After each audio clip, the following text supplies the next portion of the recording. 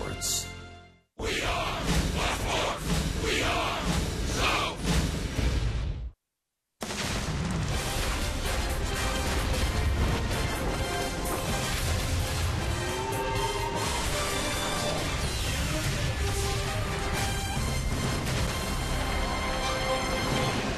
We welcome you to San Francisco, California. Fourth and final game of our series here at a packed house, AT&T Park. The Braves go for a series split, and a great pitching matchup is coming your way this afternoon. Hi again, friends. Joe and Chip back with you at the ballpark. Julio Teheran and Madison Bumgarner get after it. The Braves offense came to life last night. Joe's starting pitching on the road trip by and large has not been the problem, but unfortunately for Julio Teheran, it has been for him. Since Julio started 2-0 in early April, things have not gone his way, and he's not been able to put two starts together of good starts. It's been good, bad, and he's coming off a bad start in L.A., arguably his worst of his career, so maybe he's in turn for a good one. There are his numbers. The road starts ugly. An ERA, well, it's crazy. He's going to be opposed by Madison Bumgarner. Madison started the season as arguably the best pitcher in baseball, and he's gotten better. This season he's 6-2, but his last 6 starts he's been outstanding. And boy, does this guy get fired up when he's opposing the other team's ace. We expect good things from him again today. One big lineup change for the Braves. Freddie Freeman gets a much-needed day off. Chris Johnson, who's hit Bumgarner hard, gets the start at first base in Game 4. The Braves go for a series split. Teheran and Bumgarner. Lineups and first pitch on your way.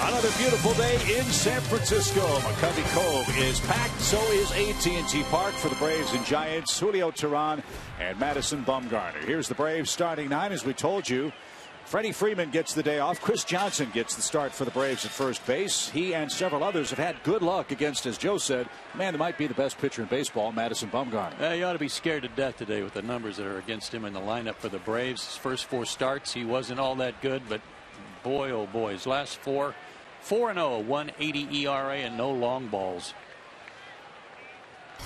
And Jace Peterson is the Braves leadoff man, and we're underway.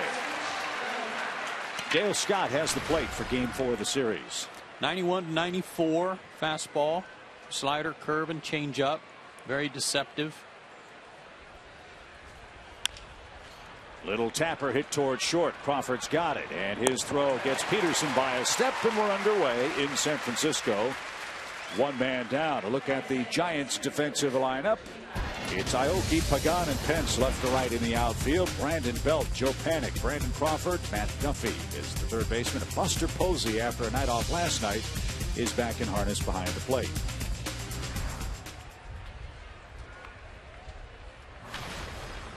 Cameron Maybin's the batter. He's had a good series, 4 hits.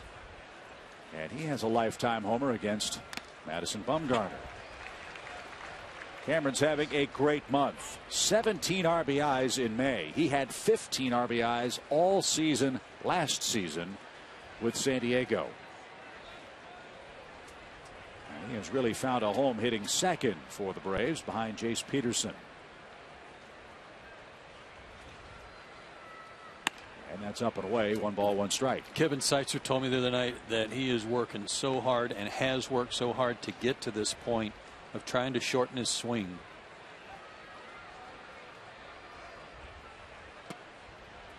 And we were talking with Kevin after the game, and he said something about Maybin that I thought was astounding. He said until this year, nobody's really worked on his swing mechanically at all. Yeah. That shocked me. I was surprised, too. Nobody had tried to really go through the drills of trying to shorten his swing or show him how to do it. Good pitch. Evens the count at 2-2. It's a perfect day in San Francisco. Gentle breeze blowing toward left. Those magnificent views on a 64-degree day, and that's inside for a full count. Bumgarner's got a stretch of games, 24 straight starts, where he's walked 2 batters or less. So don't count on any wildness either.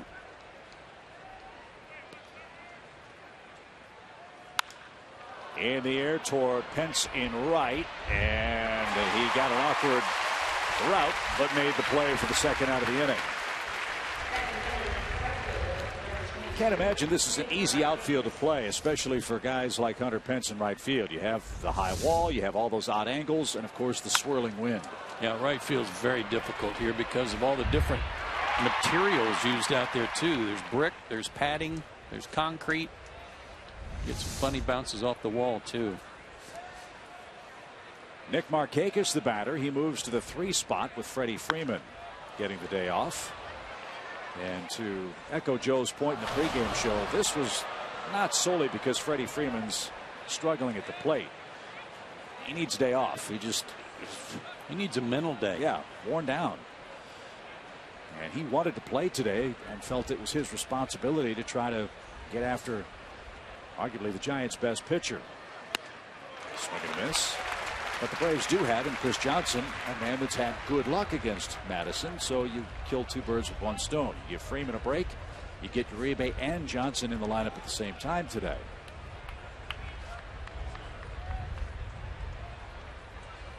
Oh, 0-2 for Markakis. And that one hit high in the air toward left center field. Aoki and Pagan. It's Pagan who gives way to Aoki at the last moment. And Markakis and the Braves are retired in order in the top of our first inning. Julio Teheran faces the Giants when we come back.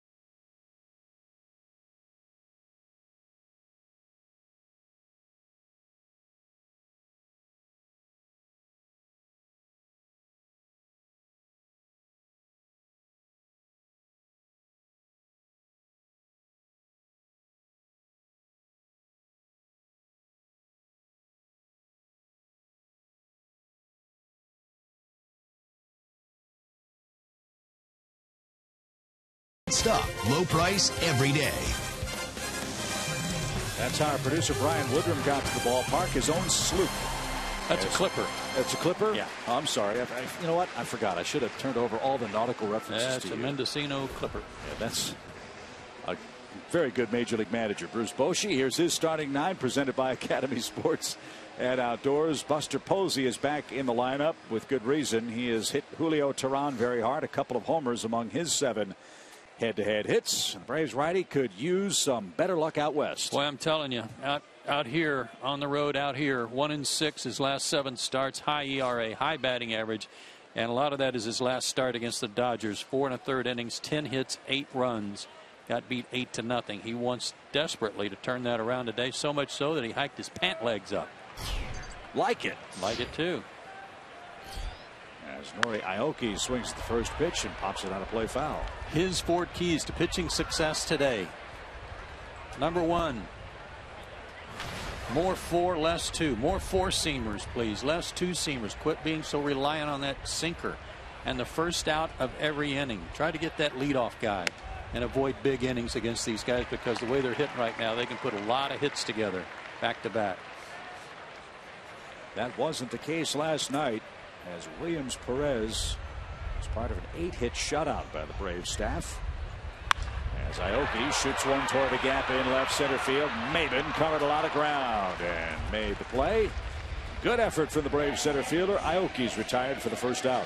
Boy, he went a long way to get that one. And he'll have to cover some ground with Johnny Gomes joining him in left. Nick Markakis in right.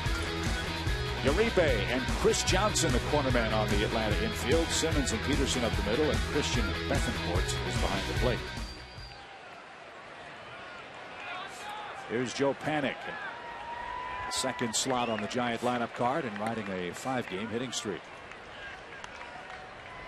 It's the first time we've seen Joe Panik. Your thoughts on what you've seen so far from him? I like him. Steady player, does all the little things well, puts the ball in play. Hasn't really been tested at second base in this series, but you know, the reports on him, he's just a steady second baseman, makes the plays, routine plays I should say. 2 balls, no strikes. And that missed low. If you weren't able to join us for the first 3 night games of the series, Panik debuted last year May 22nd. He hit .305. He was one of 8 different men to play second base for San Francisco last year, including Dan Uggla. And Teheran with a 4-pitch walk in front of Penson Posey. That's not a recipe for great success. 1 on, 1 out.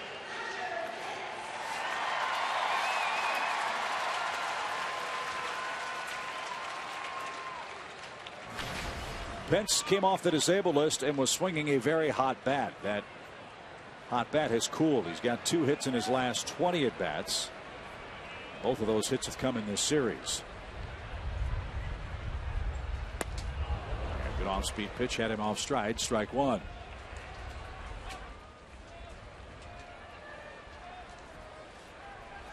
There are some guys in their lineup that have good numbers against Julio, and pretty much starts with this guy. Aoki was 3 for 4 off of him, so he's good too. But with guys that have a lot of at bats, including Pence, 3 for 13 with a homer. We won't mention Posey until we have to. No balls at a strike. And that sinker in for a second strike. 0-2 the count. Posey on deck, then Brandon Belt. Braves retired in order in the top of the first. Atlanta with a win today would get back to 500. This is game number 50 of the season. And a fly ball hammer deep center. Maben is going to track it down shy of the track. And there's the sack it out. So Panik back to first. 2 men out, and our T-Mobile game changer is Buster Posey. And here are the numbers we hate to bring up, but honesty compels us to do so. Yeah, like I said, until we have to. Last 20 games against the Braves, a lot of damage, and against Julio Teheran, 7 for 11 and 2 homers. Beware on the first pitch. I was going to say, don't lay one into this guy. He's hit 5 first pitch homers this year for the Giants. And he did swing at the first and popped it off the end of the bat. At short, Simmons will drift back. The swirling wind carries in behind the second base bag, and Teheran pitches around a 1-out walk. Johnny Gomes leads off the second for the Braves. No score.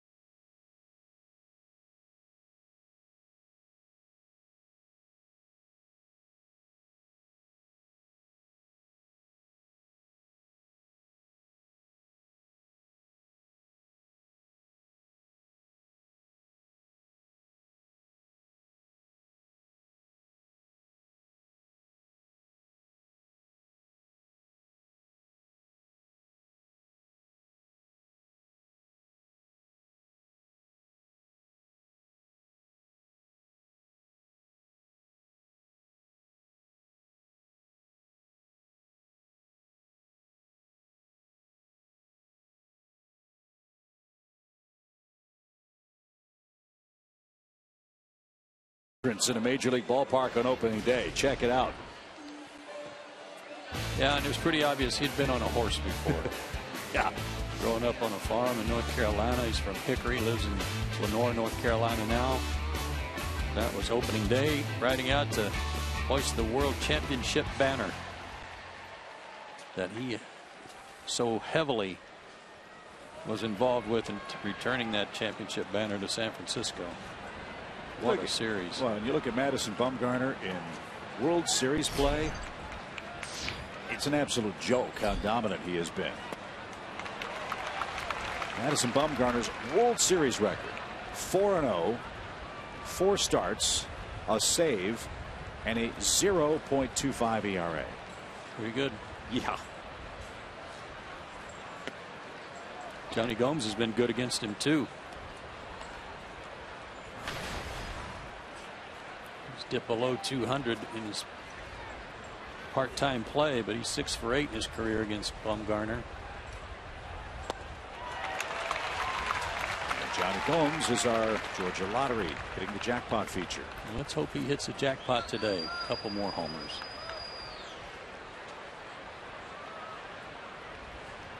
Bumgarner's given up 7 homers this year, all of them to right-handed hitters. 1-2 pitch, and it's not to be for Johnny. There's the first strikeout for Bumgarner. He set down the first 4 in order, 1 away in the second. He's got a couple of speeds on his breaking ball. The slider's hard. He will throw it down and in with that back foot on a right-handed hitter. He'll slow it down a little bit with a curve ball, as he did there to Johnny for the strikeout.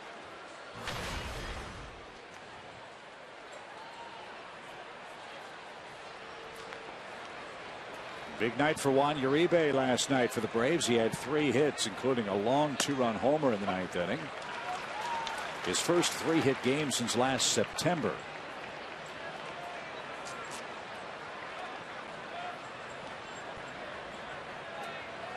Four hits since putting on a Braves uniform, and his first 2 Atlanta RBIs. That's off the plate. 1 ball, 1 strike for Juan Uribe.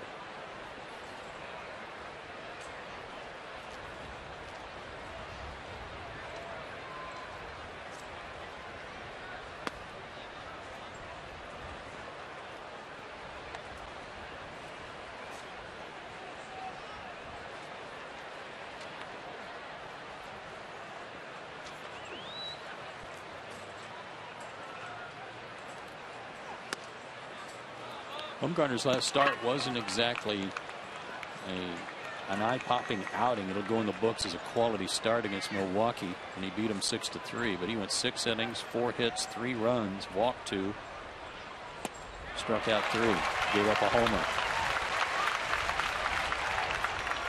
They expected the fastball, got something else. Now the count's full at 3-2. Chris Johnson on deck. Nobody on, 1 out.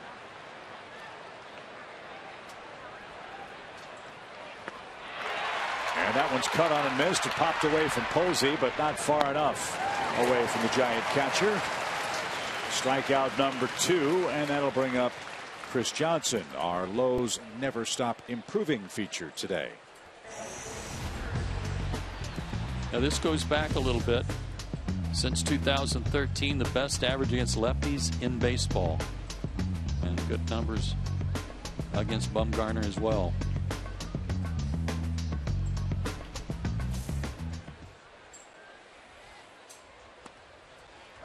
Breaking ball, a strike. Bumgarner knows how Johnson hits him. Ready to lay a fastball right down Market Street for him.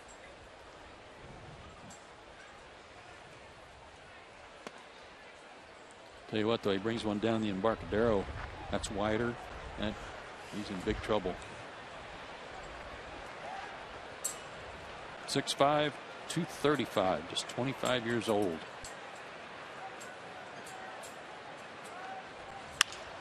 To short. Crawford's got it, and a perfect throw to first. 6 up, 6 down for Bumgarner.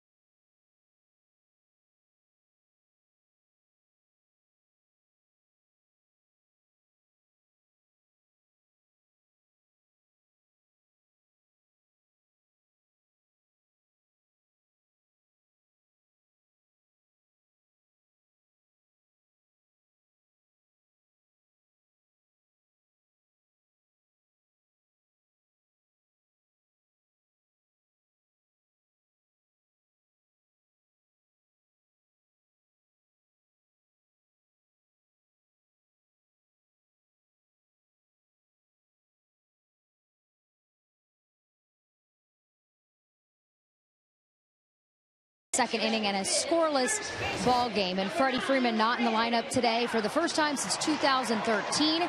Freddie Gonzalez spoke earlier about it, saying it's just a breather, something I've been thinking about giving Freeman for a few days now, and it's really something that every guy can benefit from time to time. Well, of course, Freddie Freeman tried to talk his skipper out of it, and Freddie Gonzalez said he had some great reasons. He obviously just wants to be in there every day to help his team win. Gonzalez said, I had my reasons too, and he will be available off the bench if it comes down to it in a tight game in the situation where he may need to help his team win at the end of the day, guys.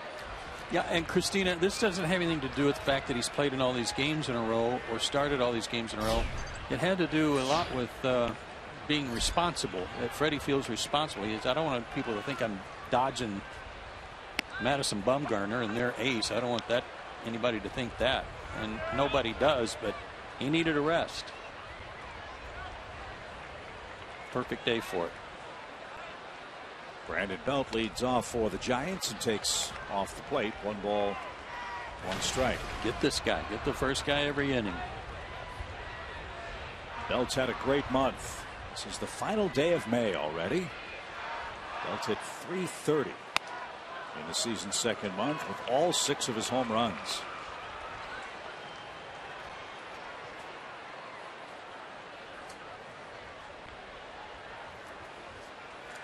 2 balls and a strike. And a roller foul.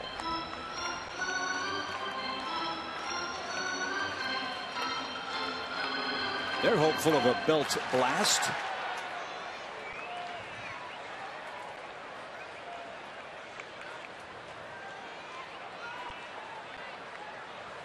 Giants fans flotilla out in McCovey Cove. 2 balls, 2 strikes. Bethancourt sets up inside, and here comes Julio's pitch. Julio's velocity has been a subject of a lot of discussion. He's been at 88, 89 with his fastball. He hasn't thrown a lot of pitches yet. Yeah, I don't get it. I don't know if the 2-seamer and his reliance on it is cut into his arm strength or not. Fly ball, hammered and pulled foul. That is into the water. Might have hit the boat.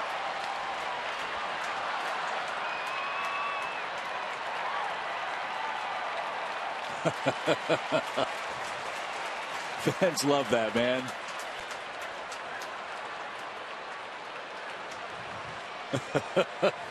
Hey, I got a foul ball. And pneumonia too.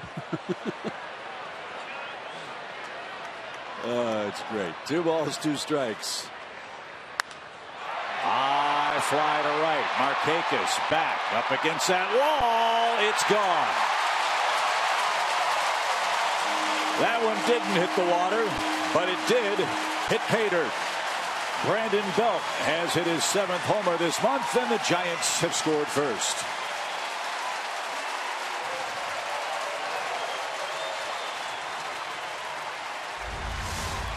It doesn't happen very often where a guy hits one in the water that far, and then the same at bat still launches one in the seats.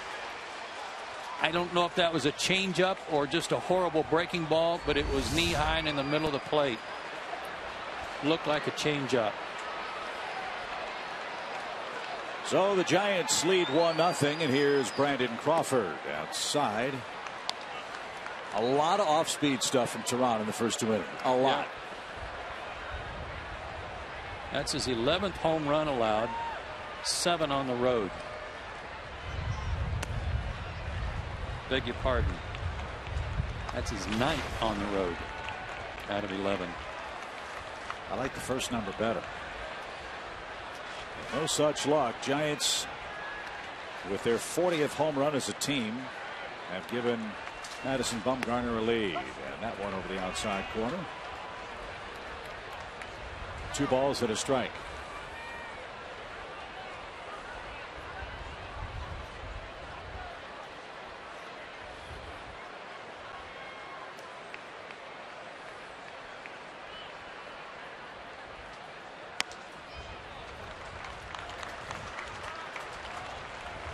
That first key hasn't come to pass yet. Nope.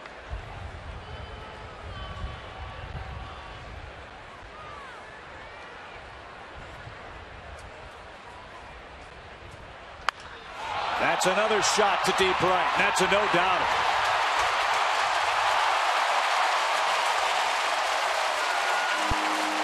Back-to-back homers for Belt and Crawford.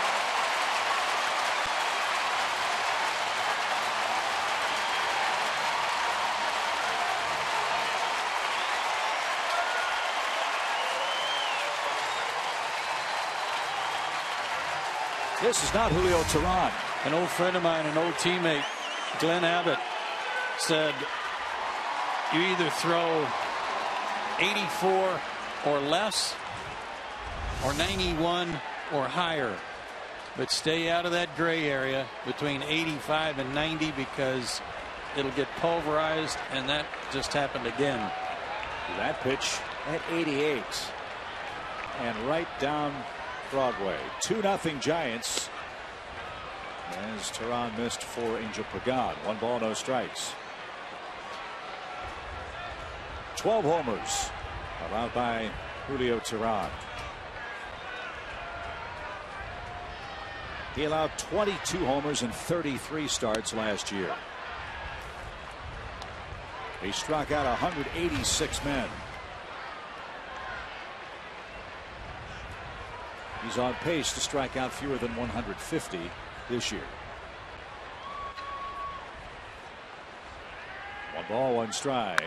Little roller hit out towards second. That was off speed. And Peterson makes the play, 1 out.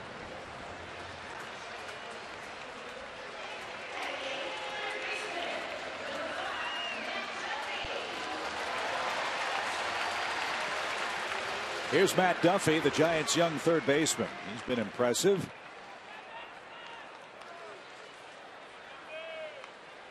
He has but 1 hit in the series, but he's made a couple of good plays at the hot corner. And as you see, hitting .285 for the year. He's just 24 years old. 1 ball, no strikes. That's just the second pitch that's hit 90.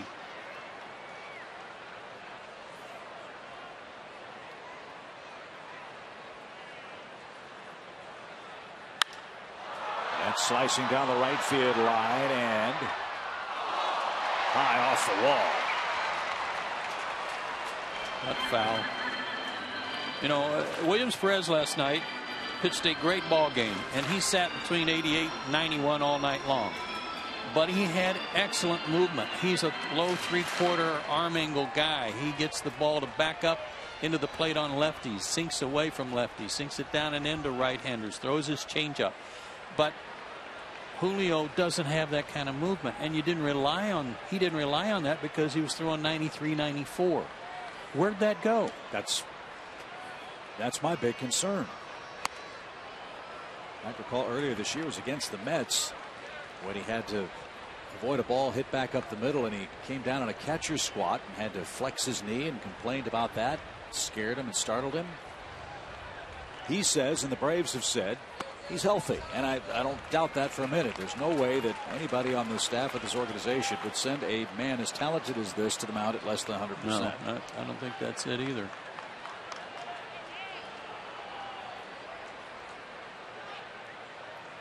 As Duffy awaits a 3-1 pitch. That missed high and away, ball 4. Second walk to go with 2 homers today. So either he won't throw that 4-seam fastball enough, which is one thing, but if he can't, that's a bigger issue. I think he's trying. I think the pitch is at 90. I thought just a second ago a pitch to Pagan, I thought he tried to air it out and got it to 90. So where'd it go? Where'd that 4 miles go? Yeah, I don't know. That's a big drop. So Bumgarner bats. Got to be wary of this guy. Bumgarner led Major League's pitchers in average, homers, and RBIs and slugging percentage last year, and he's hit a home run this season against Clayton Kershaw. NLCS MVP, World Series MVP, Sporting News Man of the Year, Silver Slugger Award. Not a bad season.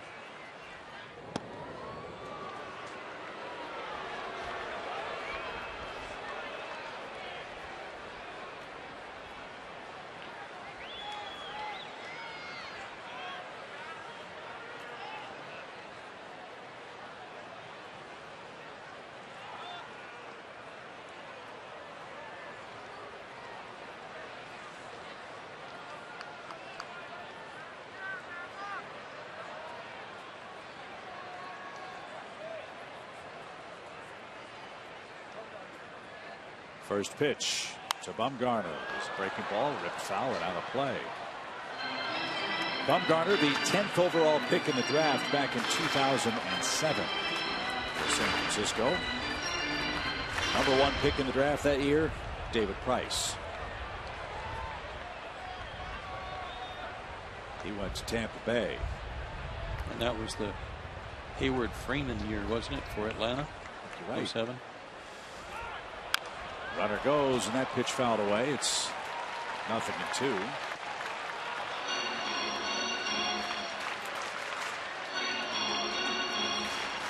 Bumgarner's hit 7 Major League homers. He was the Gatorade High School Player of the Year in North Carolina before being taken number 1 by the Giants.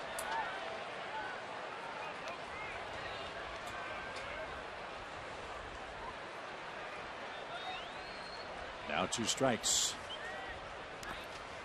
Bethancourt tried to knock it down, did, and the throw had him beat, but Peterson couldn't corral it. Duffy advances on a ball in the dirt, and he's in scoring position with one out. That was an outstanding recovery by Bethancourt. Breaking ball in the dirt, pounced on it, made a perfect throw, and Jace couldn't hang on to it. So it's a wild pitch and a 1-2 count for Madison Bumgarner.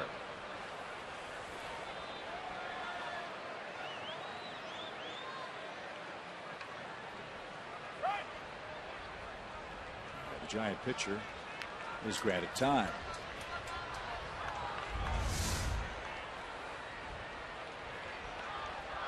Just a tiny short hop that went off his glove.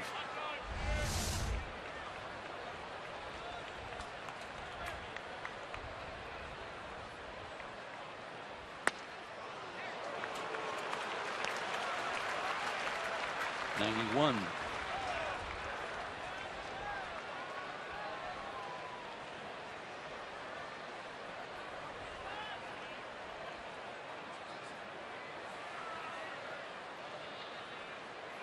His 25th pitch of the inning. Missed. No swing. He's gone full to the pitcher. I don't know how many home runs last year. 22. Is that what you said? Julio? Yeah. He allowed 22. Yeah. I don't know if he felt like, hey, I'm giving up too many homers. I got to get more ground balls. You know, don't throw the four-seamer as much. I don't know if that got in his head. He has an excellent pickoff move, as you know, and he nearly nabbed Duffy at second. Well, you forget, or maybe he forgot, he did win 14 games for a team that had an awful year offensively. And he pitched to a .289 earned run average. It wasn't really an awful lot to fix. No. For Julio Teheran. Mile high pop. This will be tricky. Uribe battles the high sky. Simmons calls him off and makes the play. That one went as high as the Transamerica Tower, man. It was a major league pop-up, and Bumgarner's the second out.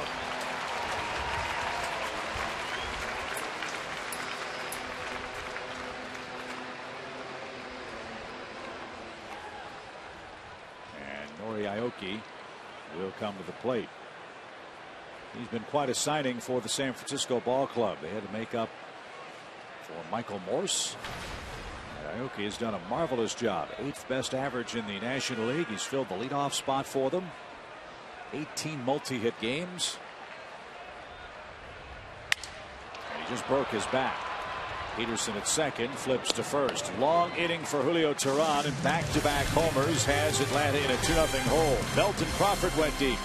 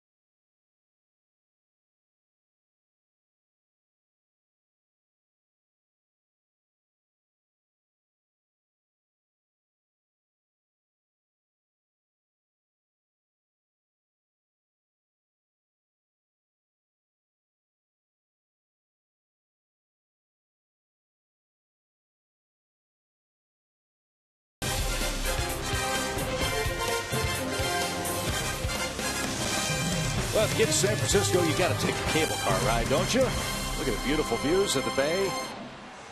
And the Rock. Yep. Not Dwayne Johnson, but Alcatraz. Although he might be taking the tour of Alcatraz. That shot, who knows? What a place.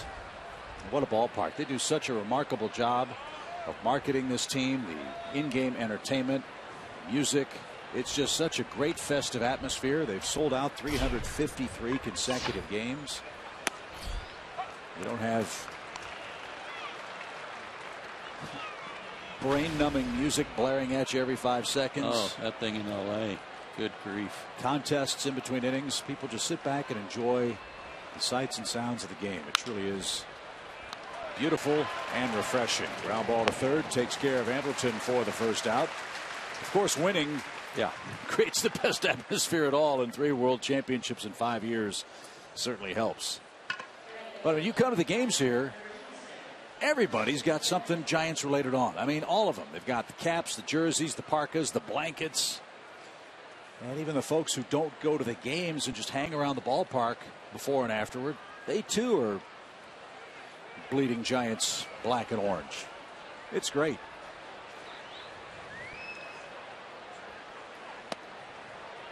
Christian Bethancourt bats with the bases empty and 1 out. It's become an event.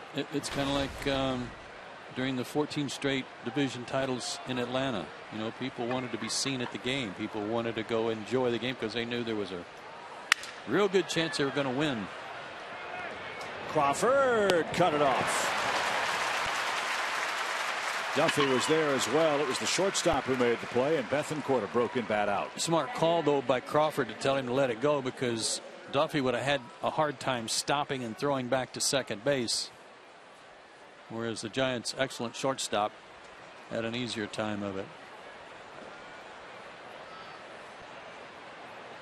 So 2 outs for the Braves pitcher Julio Teheran. He's knocked in a couple of runs and takes a ball outside. I think that's the first pitch that wasn't a strike, and it happens to be to the pitcher.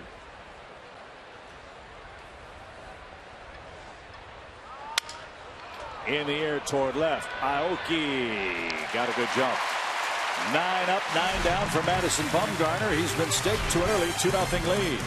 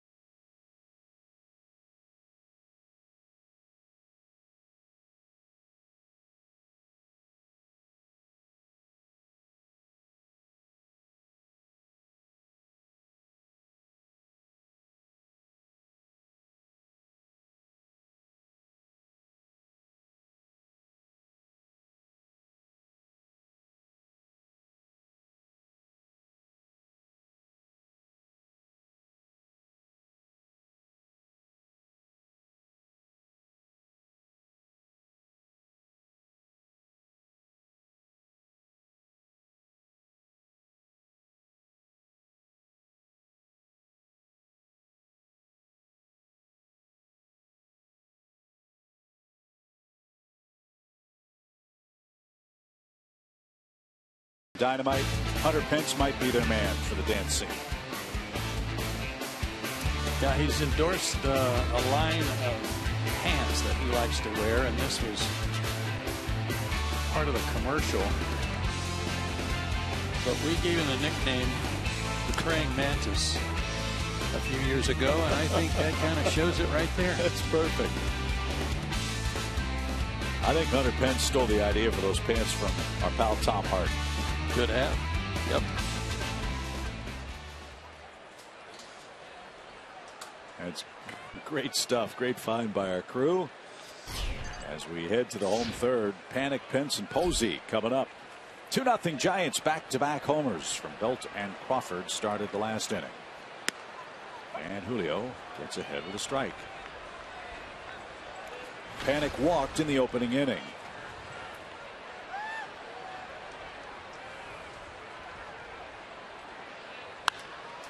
And this one's hit high in the air toward left. Playable for Johnny Gomes. And he's got it. There's out number one. One of the other things about Julio that made him successful, 14-game winner last year, like you talked about, was a hard slider down and into lefties. Just wore them out. And the fact that he hasn't thrown, you got to, as Tom Glavine has said many times, everything works off the fastball. You got to establish the fastball first. He's pitching backwards to that and has been pitching backwards to that. Breaking ball, two-seamer, then change-ups, and then a fastball that hasn't been effective. And your point about how tough he was on lefties last year, Julio Teheran entered play today, allowing a .371 average to left-handed batters. 371, not 271, 371. So something's different. Something's different, certainly. You wonder if something's amiss. As that one missed high, 89 miles an hour. It's been about his best bolt today. 3 balls, no strikes to Pence.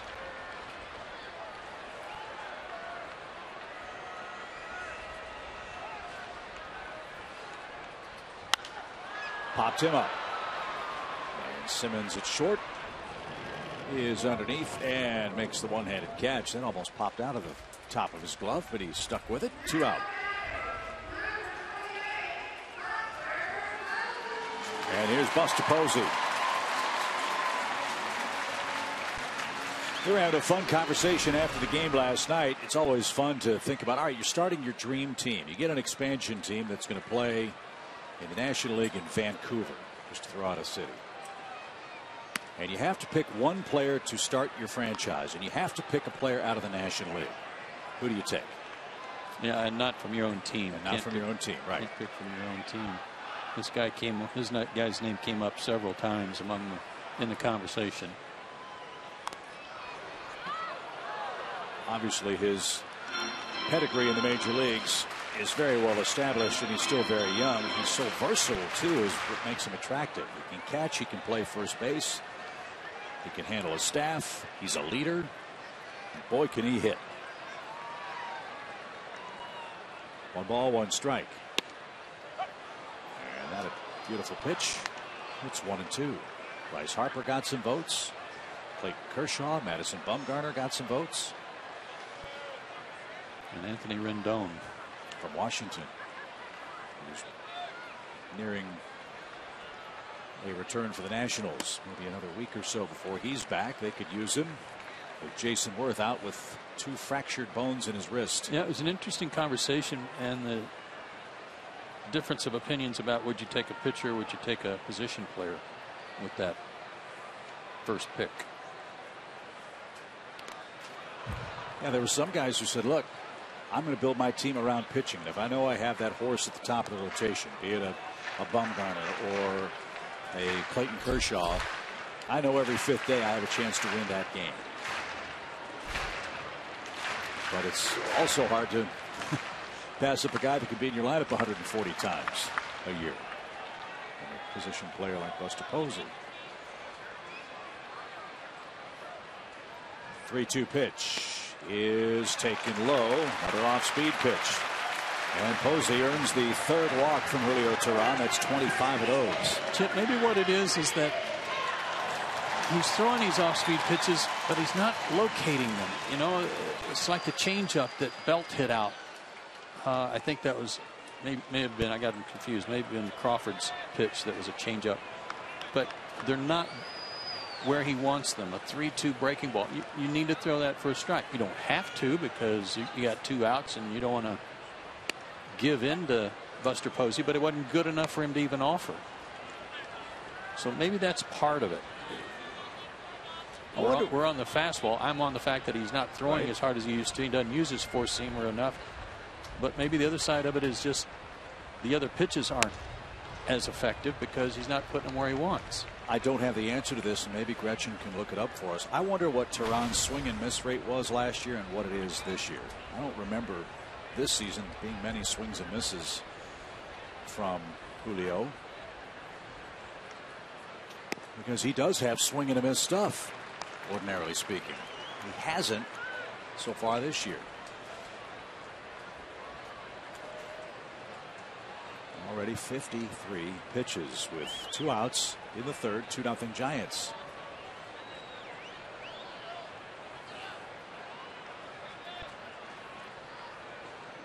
Two balls and a strike. Popped up. And behind third, Uribe drifts out. He's looking for help. Gets it from Anderson Simmons, who makes the play. And that retires the side. Might have some surprising news about Julio Teheran's swing and miss rate. We'll get to that when we come back for the 4th inning with the Giants lead.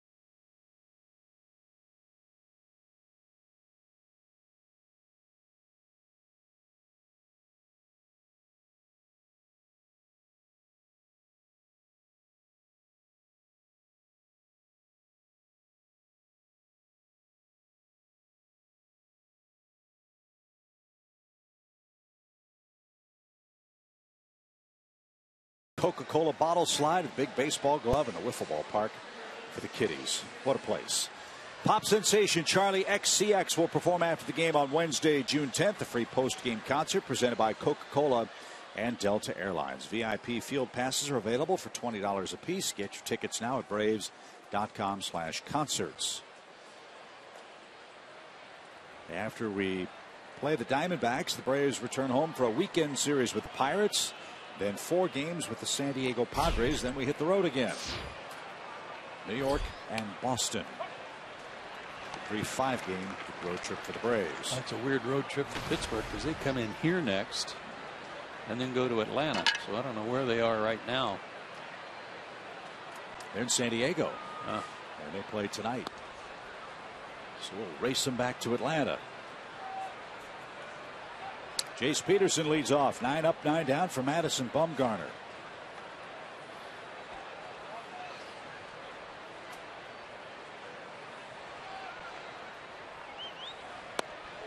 Swing and a miss.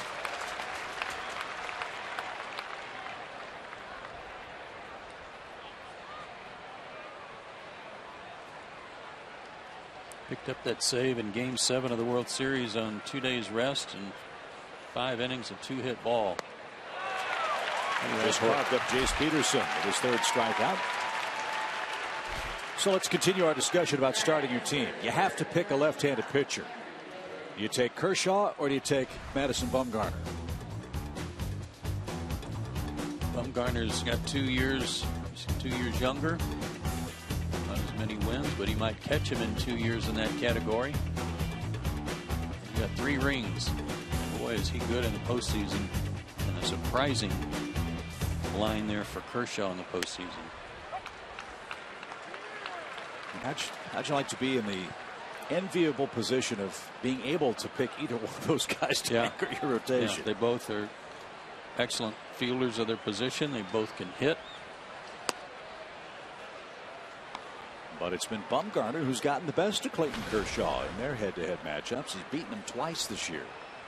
As Bumgarner, as I mentioned, he hit a home run against him in one of those shutout victories by the Giants here in San Francisco.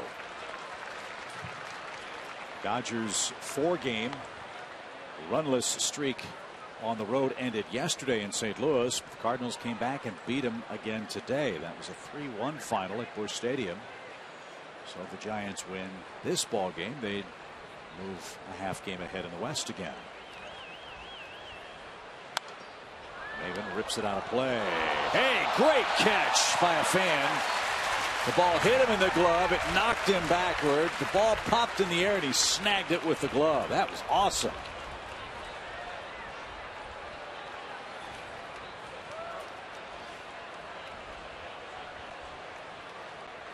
Great play. 1-2 pitch. Another chance for him. Oh, man. The fan 3 seats away just absolutely kicked it.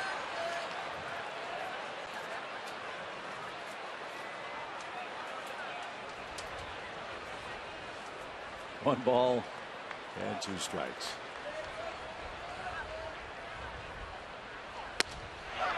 Fastball right there, and Maven wasn't looking for that.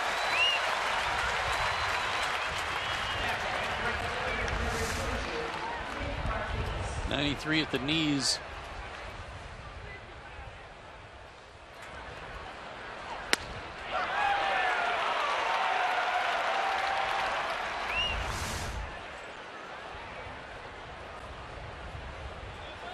Bring up Nick Markakis, who flied out to left. Only 24 at bats by left-handed hitters against him this year coming into this game. Lefties were 6 for 24. 222 at bats by right-handers coming in. So I would guess a bit of a rarity for him to have 2 lefties against him in one game and up near the top of the lineup. To center and playable for Angel Pagan. He's got it. Bumgarner's perfect through 4 innings.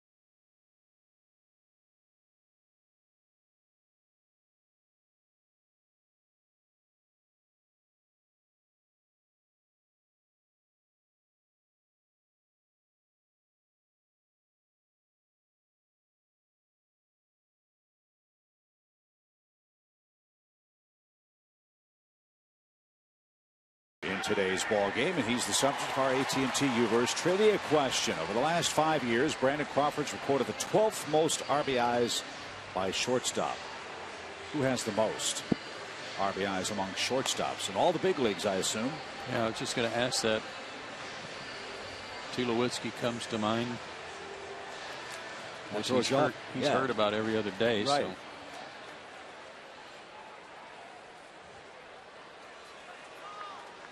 How about Ian Desmond? It's a lot of homers for the Washington Nationals. He might be a good candidate. This kid's having some kind of year. I liked your comments last night. I agree with them wholeheartedly. All around game. Might not be a better shortstop in our league than Brandon Crawford. Defensively, I'll take Andrelton Simmons. Offensively, this guy's farther along. Well, we've said many times the National League is blessed with some great shortstops. Echeverria, Cozart, Crawford, Simmons. But this guy is head and shoulders above all of the aforementioned offensively.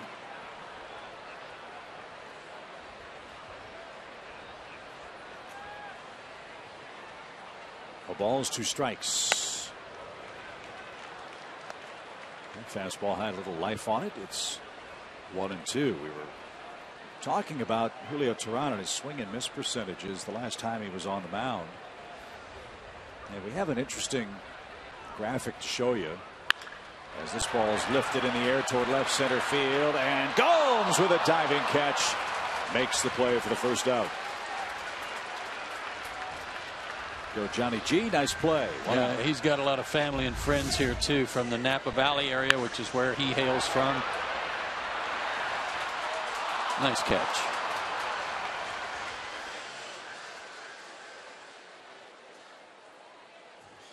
Much appreciated by Julio Teheran as Angel Pagan comes up.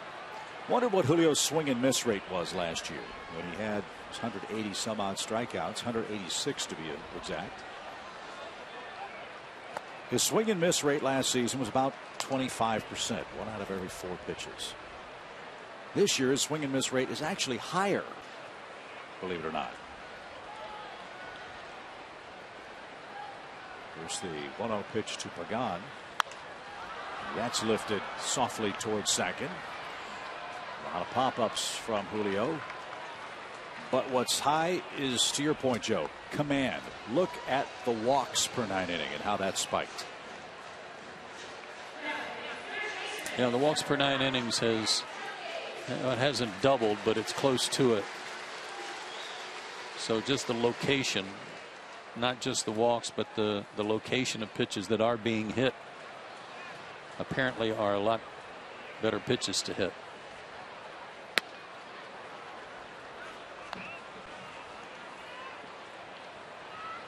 Two quick outs for Teheran here in the 4th. He's got 5 pop outs in the early innings today. So he's had the Giants off stride a bit. He's allowed 2 hits. That's the good news. The bad news is both of them left the ballpark. 1 ball, 1 strike. There's a good spot. It's 1-2.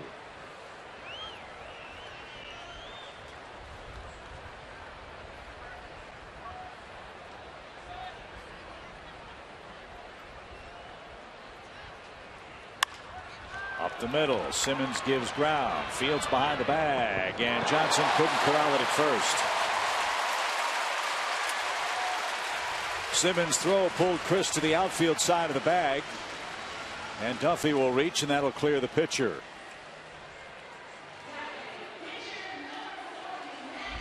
I couldn't tell. Chris kind of blocked my view. I didn't think it was a short hop.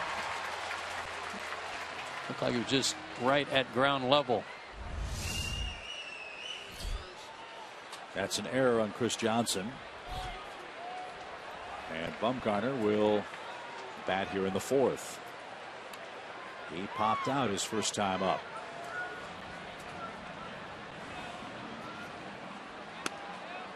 Strike 1. We are off to Phoenix after the game today. The Braves open up a series with the Diamondbacks tomorrow night. Arizona's in 3rd place. They're 6 games off the lead. Hard hit toward Simmons. He'll flip to Peterson at the bag, and that retires the Giants. 12 straight have been retired by Madison Bumgarner. Johnny Gomes will try to take care of that when we come back.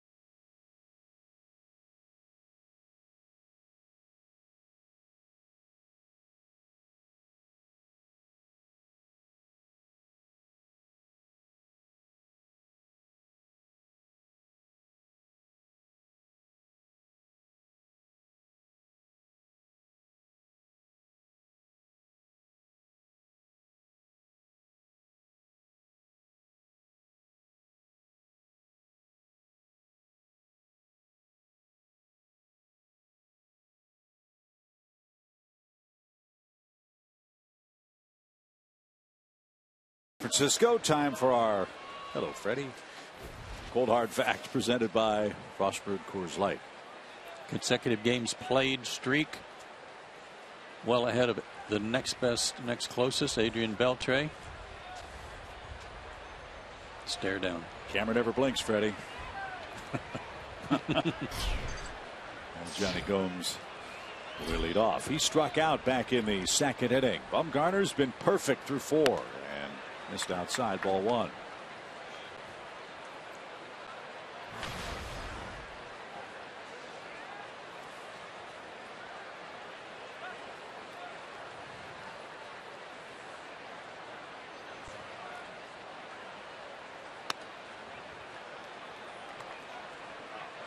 Two balls, no strikes. There's a thing in the scoreboard kind of going crazy. I don't know if Gomes, he said something to the umpire and pointed towards center field. I don't know if that's what he's talking about or not. Might be distracting. It's blinking. Yeah, right above the error and left on base column. Yeah, there it is. Flashes in and out. And if you're a right-handed hitter looking up at a left-handed pitcher, that might be, yeah, you can see that would be distracting.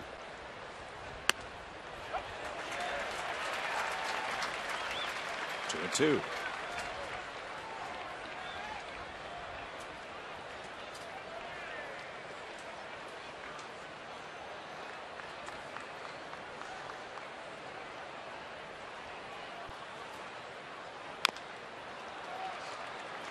Foul ball at the plate. Gomes is still alive. Uribe and Chris Johnson are set to follow for the Braves. Another packed house. Sellout number 354 in a row will be announced shortly. 42,000 plus here last night. An 8-0 Braves victory. The pitch just missed the corner. Full count. He hasn't had many 3-ball counts. So Gomes grinding out a 5th inning at bat. He'll try to reach in front of Uribe, who waits next.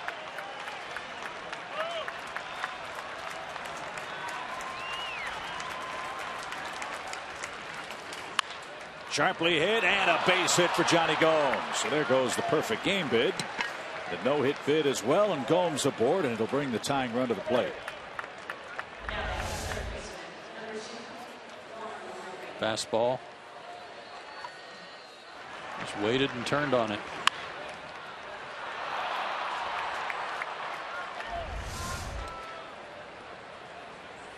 So Johnny keeps up his great work against Bumgarner. That's his 7th career hit and 10 at bats. And Juan Uribe hits. Ball 1. So let's see if going to the stretch has any effect on Madison Bumgarner. You know, that's a good point, Chip, because I was watching him warm up for quite a while today, and working out of the stretch, he was having the catcher move over like inside to a right-handed hitter, and he was having a real hard time hitting the target. He was throwing it all over the place to his glove side. Got that one in on Uribe's hands, and there'll be only one play. It's a productive out. Gomes to second, and Chris Johnson's the hitter, 1 man down.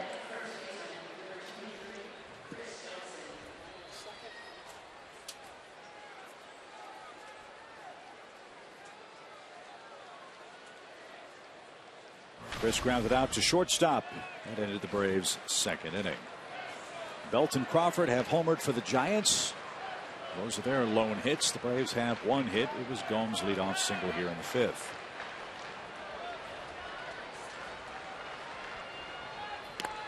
And that one bounces off Posey's glove and shin guard. Runner at 3rd now. That ought to be a pass ball.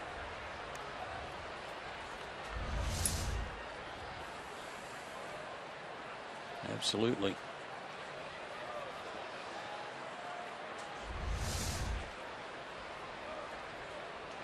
Well, a golden opportunity for the Braves to get one of those runs back. Infield's in halfway.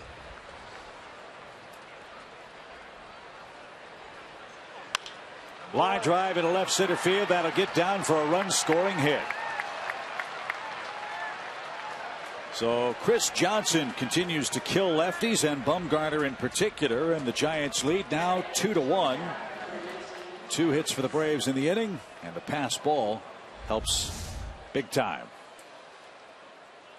Got this in on Chris a little bit. He didn't crush it, but I don't know if Johnny could have scored from second on that, because he would have had to wait to make sure he didn't catch it, make sure Pagan didn't catch it. So the pass ball certainly played a part. So there's a start. A 2-1 game for Andrelton Simmons. He bounced out to third. Downstairs, 1 ball, no strikes.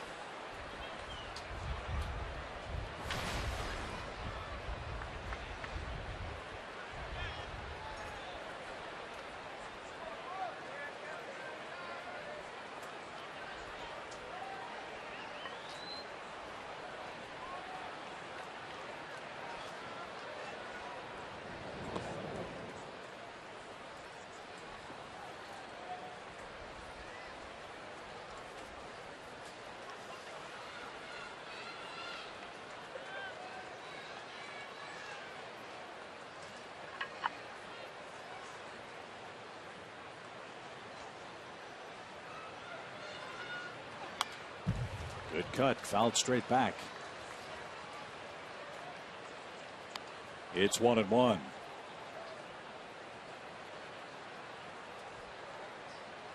Andrelton has an 8-game hitting streak. He had 2 run-scoring singles last night. So he's up to 20 RBIs on the year.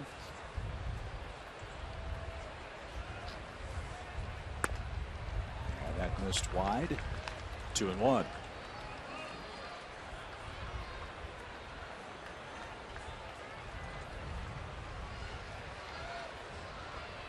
The inning began with a hit from Johnny Gomes on a 3-2 pitch. Uribe grounded slowly to second. That got Gomes to second base. A pass ball put him at third, and then a run scoring hit makes it 2-1. Yeah, and that hit's a rarity. Runners in scoring position against Bumgarner, 3 for 37 prior to that base hit.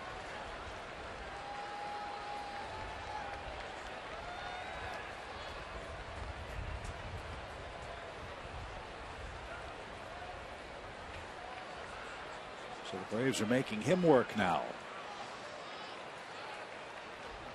And the 2-2 pitch. Fly ball center right at Pagan. He's going to catch that. 2 out. That ball was stung. But Simmons is out number 2. And here's Bethancourt.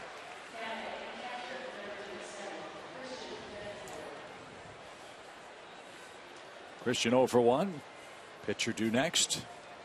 They do have the luxury of being careful with him. Let's see what Bumgarner has in mind.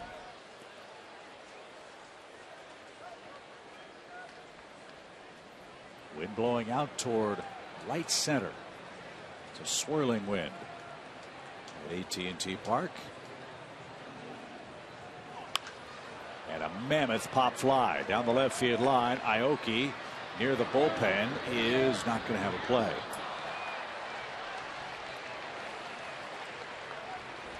Nothing in 1.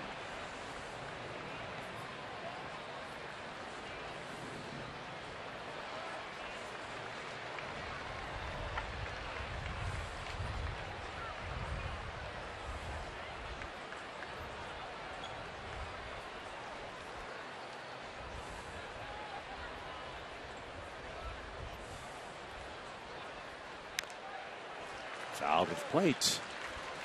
No balls, 2 strikes. Bumgarner got away with 1 there. Bethancourt was a little bit out on his front foot, but that was a hittable breaking ball.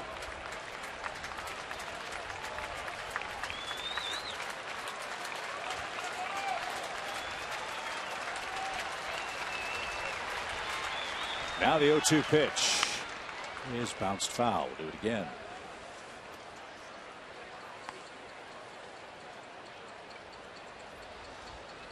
San Francisco will send the top of their order up in the bottom of the 5th inning. Braves have scored a run on 2 hits.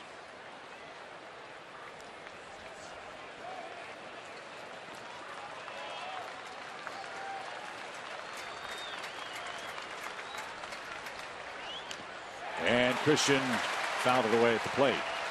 Dale Scott says foul ball. We'll do it again.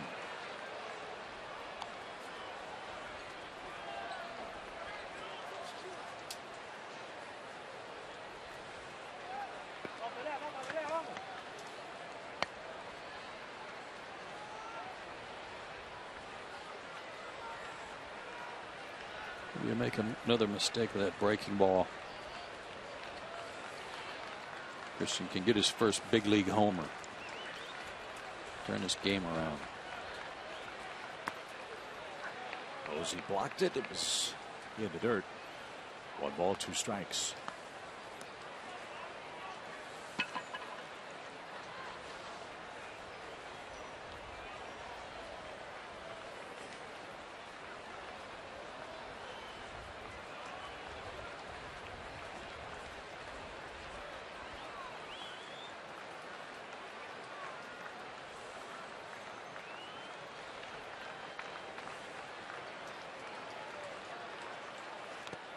Swing and a miss. That pops away from Posey. He'll track it down and make the throw to first. 5 strikeouts for Bumgarner, but the Braves tally a run on Chris Johnson's RBI hit. After 4.5, it's now 2-1 Giants.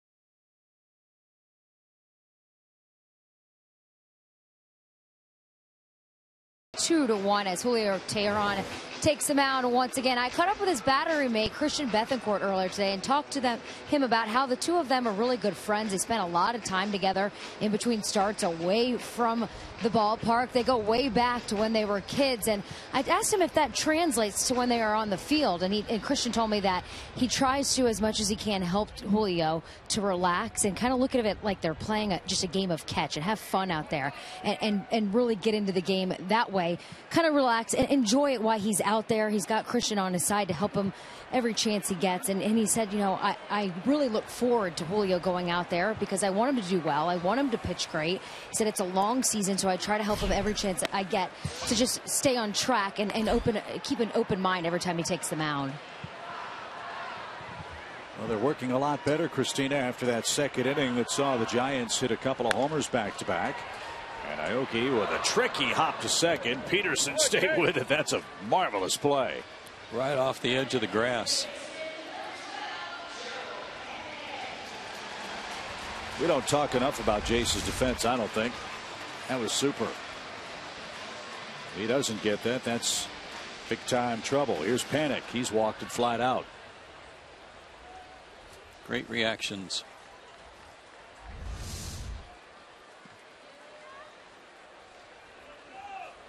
Knock on wood, Jace has committed just 2 errors this year as Joe Panic takes a strike. We told you he's riding a 5-game winning streak or hitting streak for the Giants. San Francisco with a great month, trying to win 22 games in May. The last time they had a month with 22 wins was 1954 when they were the New York Giants.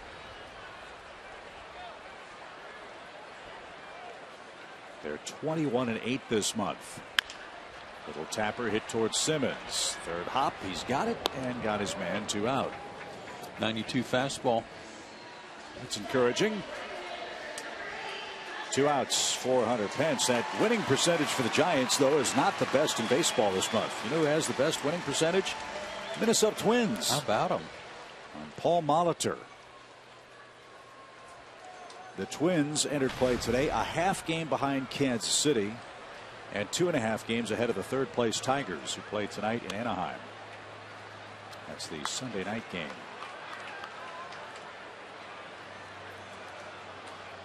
And I believe Minnesota won today 6-5 at home over Toronto after winning by a run yesterday.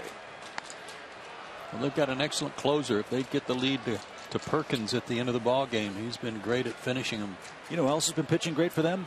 Blaine Boyer. Good for him. Blaine Boyer at the age of 33 has turned into Glenn Perkins' setup man with the Twins. Glenn's always had a good arm. He was on that El Paso Chihuahua team last year with Francoeur and Jace Peterson. There was a story a couple of weeks ago about Blaine and how badly he missed his family. And he and his family have made accommodations for them to be with him all summer. And he's credited that with a remarkable career turnaround as Teheran walks Pence with 2 outs in front of Buster Posey. So there's that command issue for Julio. Already 4 walks in the game. It just kind of pops up on our Sherwin-Williams painting the corners. That shows a strike. Dale Scott didn't give it to him. So Julio kind of take a look in there.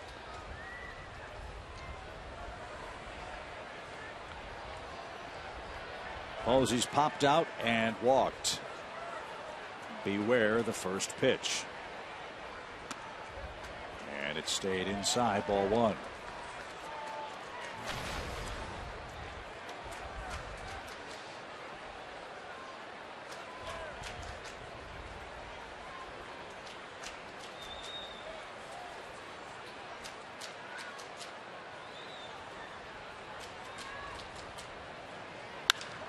In the air toward Markakis in right, and onto the warning track he goes to make the play, and that'll retire the Giants in the 5th inning. The Braves are down a run. Teheran will get things started in the 6th.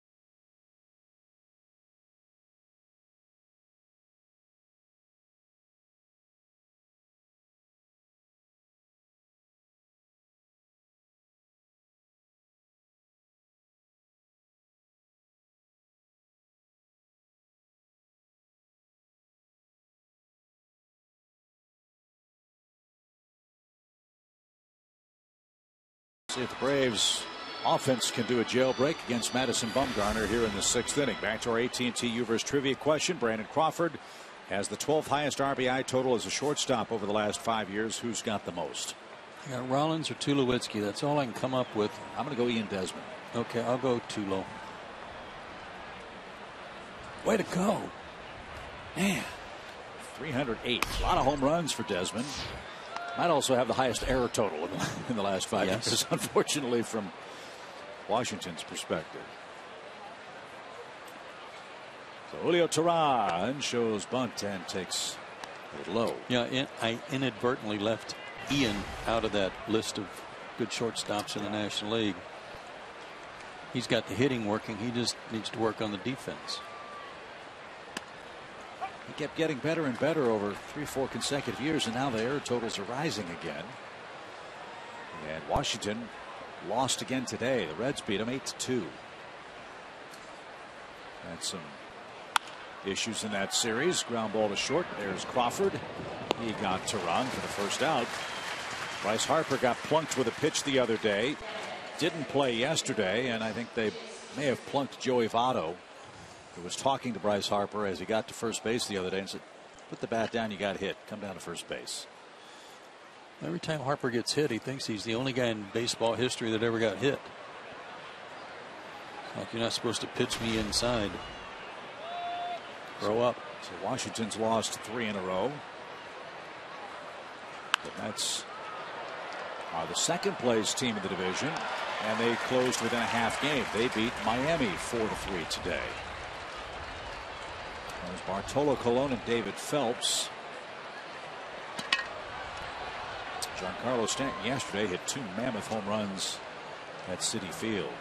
Peterson takes low, 1 ball, 1 strike. So the Braves, if they win this game, would be at 500, and they'd be 3 games out of first in the East. That'd be nice after 50 games.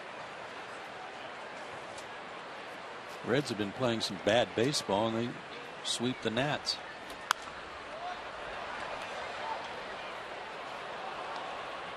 You know, it's funny. You go on the road and you play 4-game series. They're not very common. I don't know about you, Chip, but by the 4th game, normally on the road,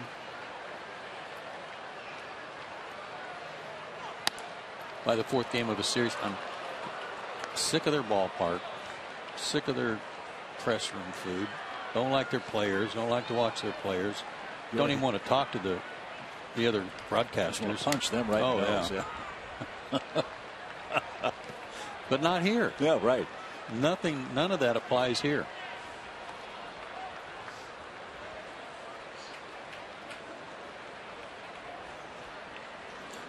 I think a lot of it has to do with the crowd.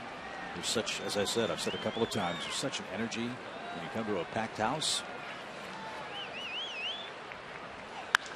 As Peterson hits that one toward left, Aoki hadn't played well. And he makes the grab. Wynn played some tricks for that. And Jace is retired. It is 0 for 3. But I'm with you. I don't like the 4-game series. I can tolerate those. I absolutely hate the 2-game series. I think that's the dumbest thing on the schedule that we see every single year. We had a 2-game series with Tampa Bay this year. We have a 2-game series with the Red Sox. Why? Yeah, if we only got to come here 2 days, or San Diego 2 days, I'd be ready to fight somebody.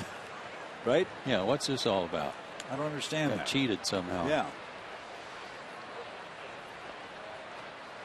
I'm sure there's a reason for it, but it escapes me. I mean, we have a 2-day road trip in August. Rays go to Tampa Bay for 2 days and then come home. We have an off day before it and an off day after it. You want to fix scheduling? You want to fix how the players feel about the number of games? Fix that. Yeah, but see, I could go to Tampa Bay, play a doubleheader, and be done with it. Say, okay, let's go home. Right. Get out of here. No, but my point is, we get to go to Boston for 2 days. I mean, it's another one of our favorite places to visit. It just doesn't make sense. Ground ball foul at third by Cameron Maybin. 1 ball, 2 strikes. Yeah, we're in Boston on June 16th. We play a 4 o'clock game, and then everybody flies back to Atlanta, including the Red Sox, to play a 2-game series in Atlanta. Pardon my soapbox, but it's just dumb.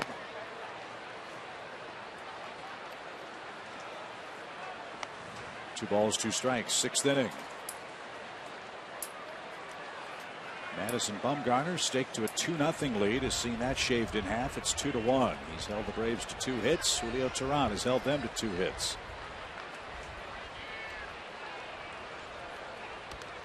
And And a swing and a miss. Maben will try to outrun Posey's throw to first. He got a friendly ricochet right off the brick wall at the Braves on deck circle. Buster Posey's talking to Dale Scott about that wild play. Nothing happening in the Atlanta sixth.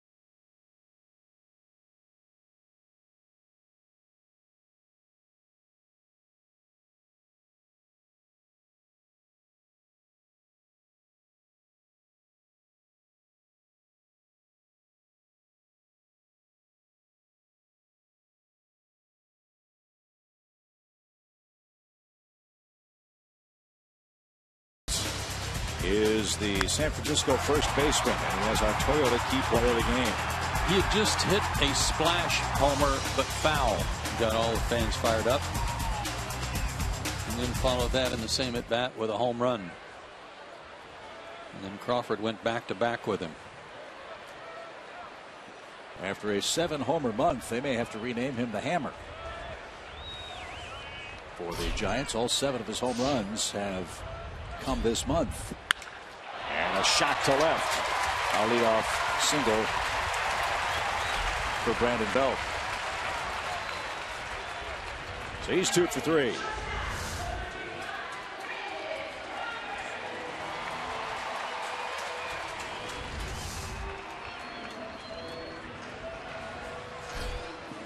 So Julio back to the stretch for Crawford. Watch Bethancourt's glove. He wants this down and away, but he has to reach over like a backhand because it's coming right to the middle of the plate.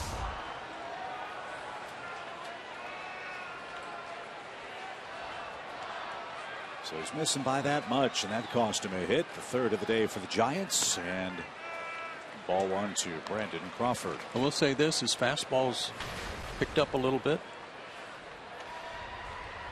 A couple of 92s the last 2 innings.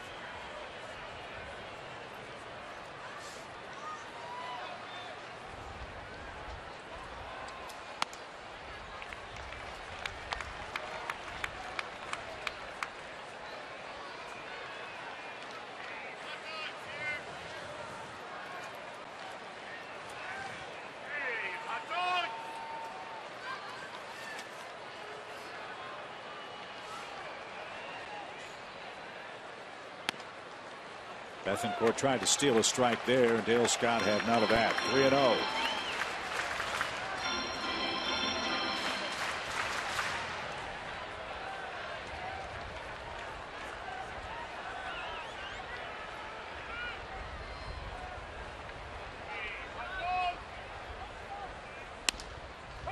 That's in for a strike. Brandon's got an athletic family. His sister Amy was a softball player at UCLA, and she's dating Garrett Cole, pitcher for the Pittsburgh Pirates. Yeah, he went to UCLA. Now, if she's still playing for UCLA, I think they're in the College World Series. Fly ball toward left center. That's tailing away from Maben, but Cameron gets there. Nice running catch. And back to first goes Belt. And out number 1.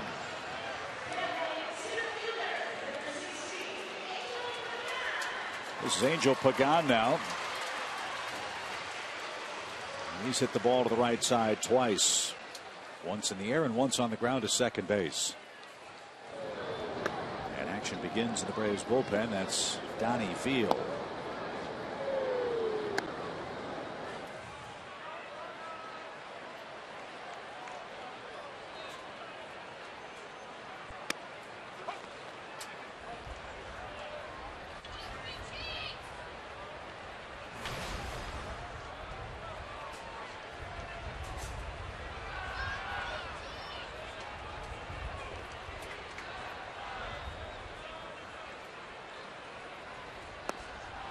I'll say this too. We were talking about the fans and the fact that winning is the best recipe of all to get the fans out here. Brian Sabian and his staff and the ownership group have done a great job of keeping the core of this team together for the last 5 years. The one notable escapee is Pablo Sandoval. I'm not sure what happened there, but everything else they've kept everybody here. 0-2. And because they finished near the top of their division so frequently, they haven't been picking that high in the draft. In fact, the kid that caught last night, Susak, he's the only San Francisco Giant on Baseball America's top 100 prospect list. Only one. Because a lot of them are already here. I mean, Panic, and Duffy, and Crawford, and Bumgarner, and on and on and on. 1 ball, 2 strikes. That's belt high and right down the middle, and Pagan took it for out number 2. That's Julio's first strikeout of the day. Ooh. Now remember, he didn't give him that pitch.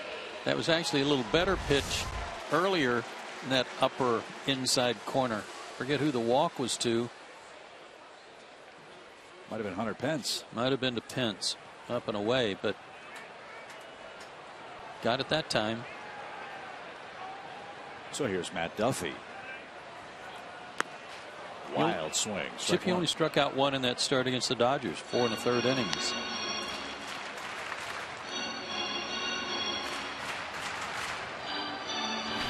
Well, if the goal is to pitch to contact, he's accomplishing that. And look, let's be honest. You give up 2 runs, 3 hits. Ordinarily, you'd say, wow, he's pitched a great ball game. Yeah. The concerning part's the home runs. Yeah, he actually has settled in since then, and he hasn't had any clean innings, but he's pitched well. He's walked 4 guys, but only 3 hits and 2 of them are homers to a ball club that has been red hot. And the way the Braves starters have pitched to the Giants in this series has been very impressive, given how high their averages are and how well they've been swinging the bat, leading the National League in hitting and runs scored in May. Yeah, despite a 2-4 road trip, I don't think, with the exception of Tehran's game in L.A., there's been any complaints at all about the Braves starting pitching out west. It's been dynamite. Pick him off. He's got a big lead. He's leaning. They just did pick him off. Great call, Joe. They nailed Brandon Belt at first base. And Tehran, with a perfect pickoff play, ends the 6th inning. Belt wandered too far. Julio caught him leaning, and we go to the 7th.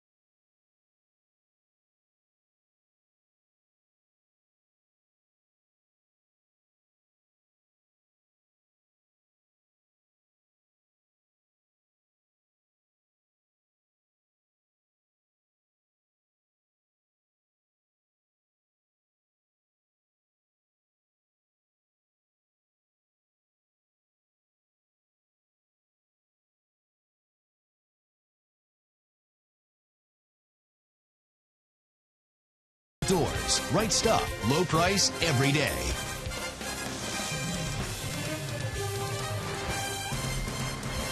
Two 2-1 San Francisco. Great pickoff play by Julio Teheran.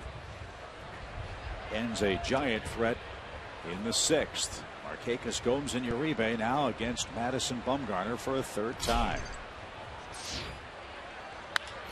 And the first pitch is bounced to Belt, and he'll win the race to the bag for the first out. Giants have pitched Markakis tough. Nick 1 for 13 now here in San Francisco. Johnny Gomes got things started in the 5th inning, broke up Bumgarner's perfect game bid with a clean single to left. Moved to second on a ground out, took third on a pass ball, and scored on Chris Johnson's run scoring hit. Need a gapper. Need a gapper right here.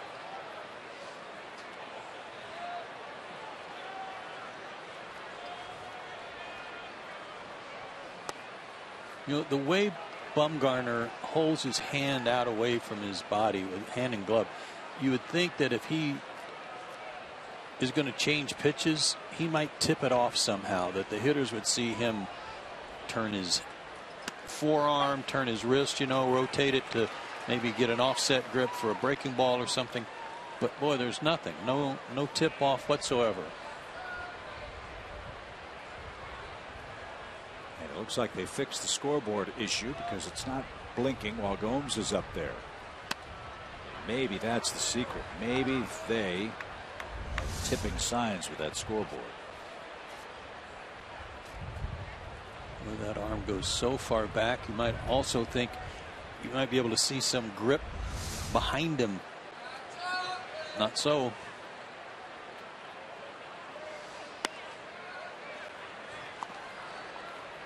It is a real long arm delivery, but repeatable for him.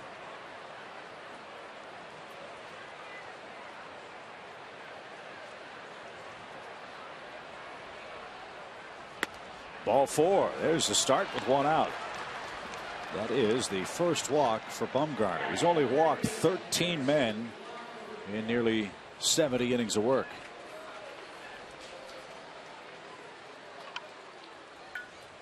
All right. Well, it worked getting him in the stretch earlier.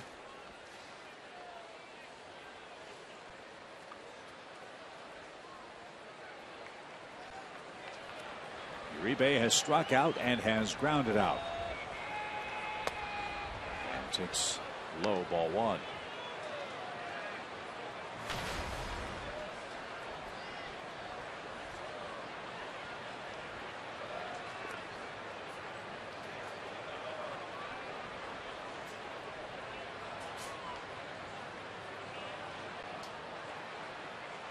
Swing and a drive, deep left field. Uribe has turned the game around with one swing of the bat.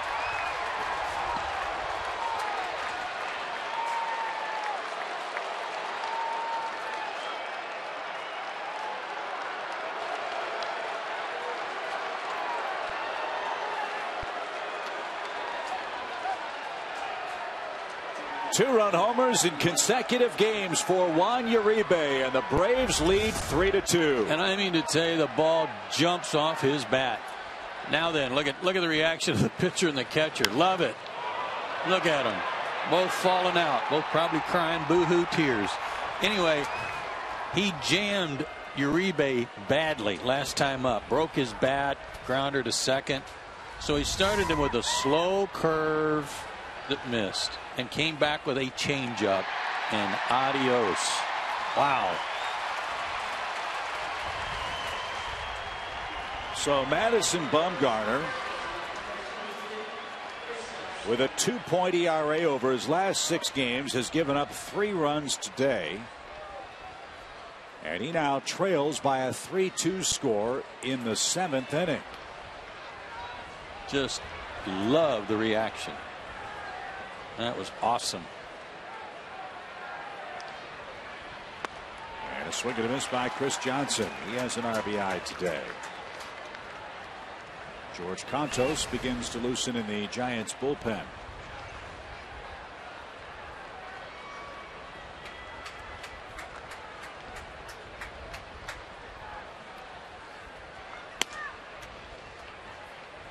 He's throwing a lot of breaking stuff all of a sudden.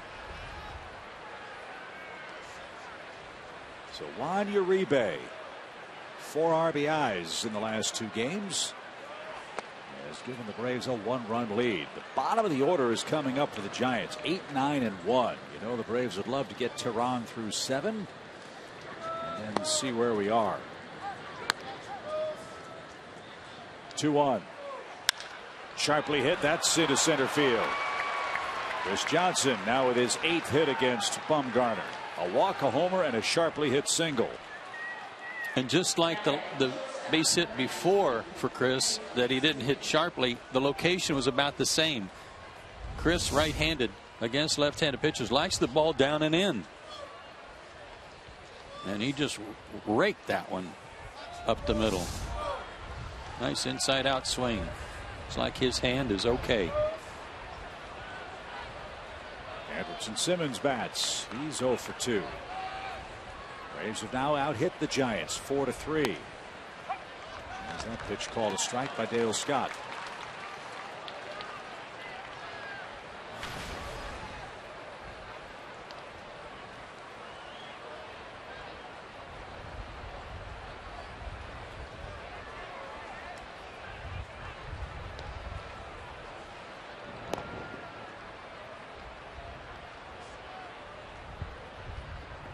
Bumgarner approaching 100 pitches. He was perfect through 4. He's given up 3 runs in his last 2 1/3.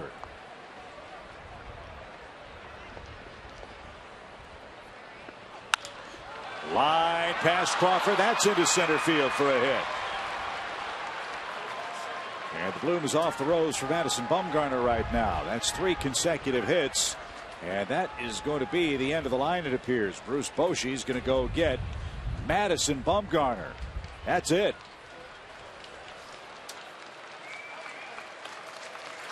Way to go, Bravos.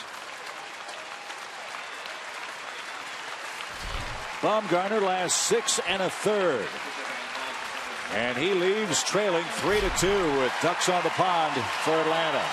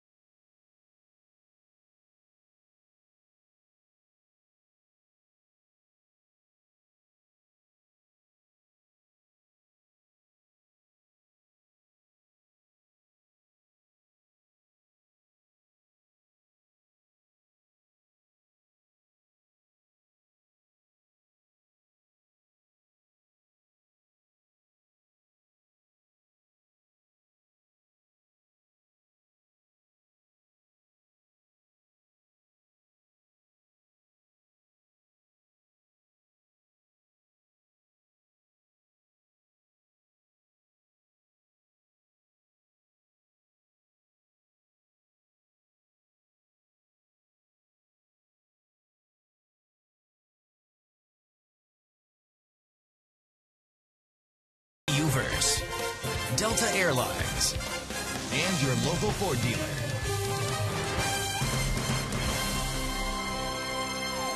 Former Giant Juan Uribe is biting the hand that once fed him. He's hit 2 2-run homers in as many games. His blast has chased Madison Bumgarner. And now George Contos is on to pitch for San Francisco with 2 in, 2 on, 1 out in the Atlanta 7th. He did last night what he wants to do right here, and that's get a couple of ground outs. He came in relief of Lincecum.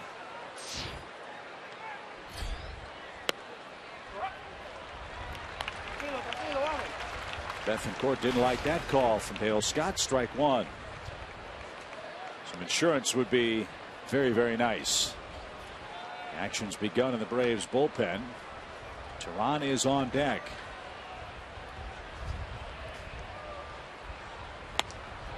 Nasty pitch.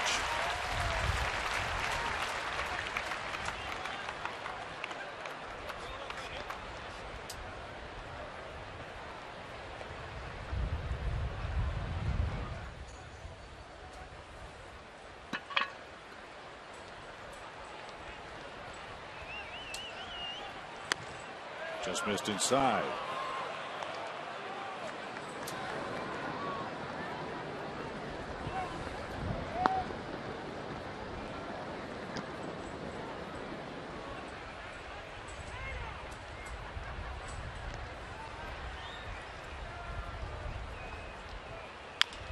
Little roller toward third. The throw's going to go to second, and in time, a late slide by Andrelton Simmons. He has been going in hard at second base and third base, and he is really lucky to not hurt himself. This is the third time he's been lucky not to hurt himself. That's a late slide. That's not good. That was not good at all. You're going to take the guy out, you got to be on the ground. And he wasn't. He put his foot right into him. That was an ugly slide. He's lucky he didn't get hurt. He's lucky he didn't hurt Joe Panic. He is. So Teheran will bat with men at the corners and 2 out, and he serves one toward Pence in right, and Hunter's going to get there, and that'll retire the side. The Braves chase Bumgarner. A walk and a 2-run home run off the bat of Juan Uribe has given the Braves a 1-run lead late in San Francisco.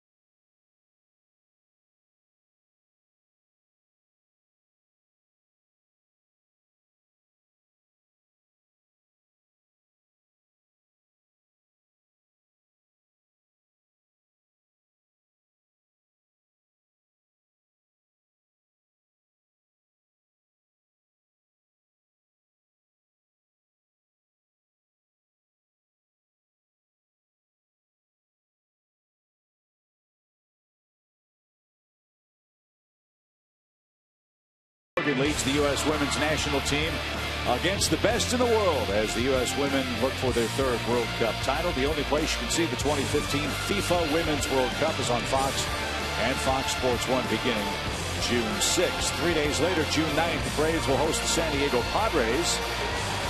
After our series with the Diamondbacks, we go to home for the Pittsburgh Pirates. Then San Diego comes to town, and it's David Justice bobblehead night. That giveaway for the first 20,000 fans at Turner Field. We hope you'll join us. Get your tickets now at Braves.com/tickets. As we told you, we leave after this ball game and make our way to the desert Southwest, where it'll be 107 degrees tomorrow.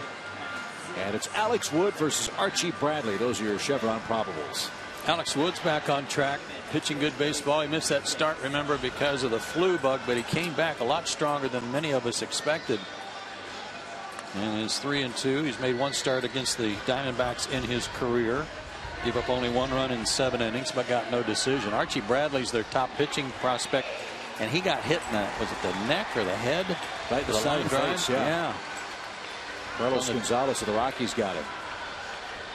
So Freddie Freeman's day off lasted 6.5 innings today. He replaces Chris Johnson at first base. The Braves get a better defender at first for the final 2.5 innings. Teheran's back out there for the Braves. He'll face Matt Duffy, then a pinch hitter, and then the top of the order. And high, ball one. If there's any trouble at all, the Braves bullpen's ready. Field and Johnson. Just get this guy. Get this guy. Get him out. Fly ball, that's well hit toward the gap left center. Gomes on the run, still going, can't get there. It'll die at the base of the wall. Duffy around second's going to stop there. Bad throw, but Teheran backed it up at third. A leadoff double for Duffy.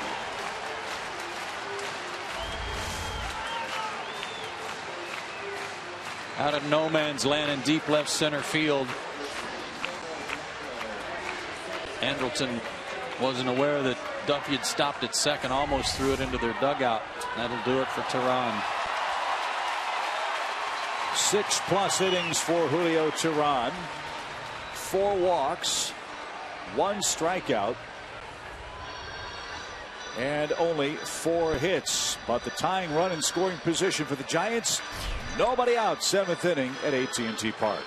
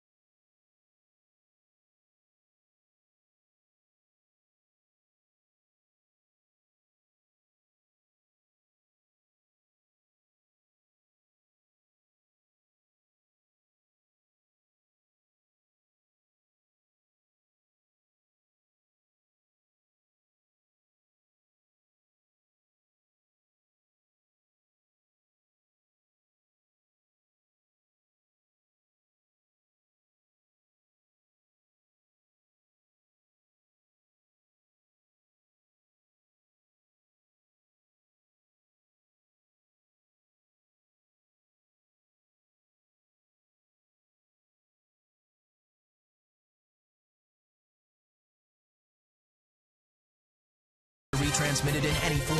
The accounts and descriptions of this game may not be disseminated without the express written consent of the Atlanta Braves. Julio Teheran goes 6+. He allowed just 4 hits. 3 of the 4 were extra base hits, however, for the Giants. 2 of them homers. And a leadoff double by Duffy begins the 7th inning, and the Braves turn things over to Donnie Veal. Veal pitched here in game 1, came in relief of Kenneth after Kenneth ran into trouble in the 8th inning, gave up 3 hits and a run. And Blanco's going to stay in the game to hit against him, or is he staying in the game to bunt against him just to try to get that runner over to third base? He's going to try to bunt. Blanco does not have a sacrifice bunt this year, believe it or not. And he's a good bunter. Corners are in. Wind howling toward left as Veal turns it loose. And it's a shot to right off Peterson's glove. Runner around third. Markakis won't have a play. Blanco pulled the ball to get the runner to third. It skipped past Jace Peterson. And on one pitch from Veal, the Giants have tied the game. First pitch. Fastball belt high. No bunt here. Blanco spanked it pretty good.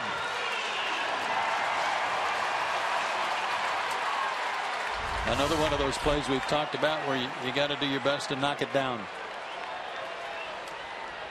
And so, as we've already seen in this series, Joe, the game rests on what the Braves bullpen can do. As Aoki bats, runner at first and nobody out. We have talked a lot in this series and on this road trip about how good the Braves starting pitching has been. The Braves bullpen has not pitched well, and that's putting it mildly. On the road trip, 12 innings, 14 runs, and 4 runs allowed via homer.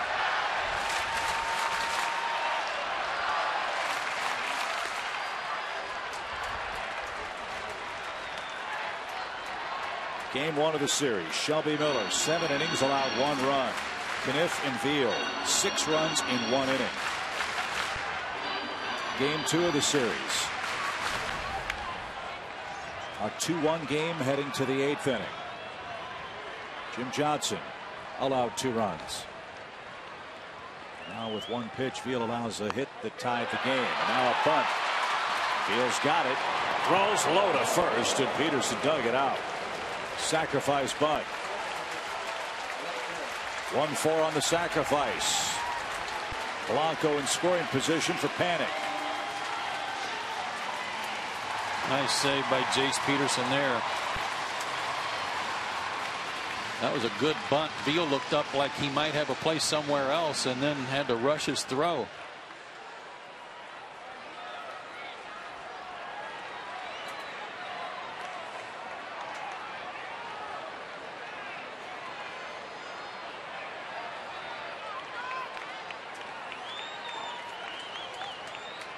Jeremy Affeldt is working in the Giants pen. Nick Massett's up for the Braves. Ball 1 to Joe Panic.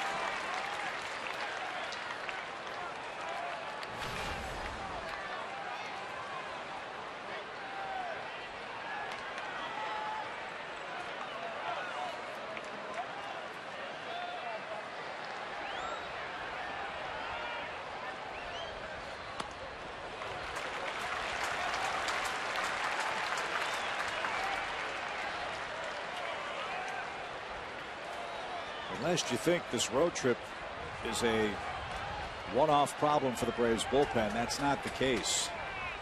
Braves pen in May has allowed 10 homers and a 4.91 ERA. Fly ball deep right. That ball is gonna be way out of here. A home run to Panic.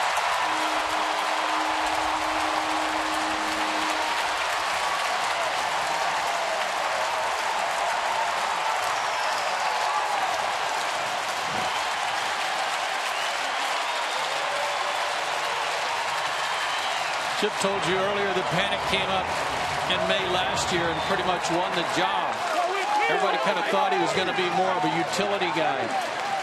Well, he plays every day because he can hit lefties, and he just took one deep off of a left-handed pitcher. He's hitting .353 against left-handed pitching on the year, and that was his first homer.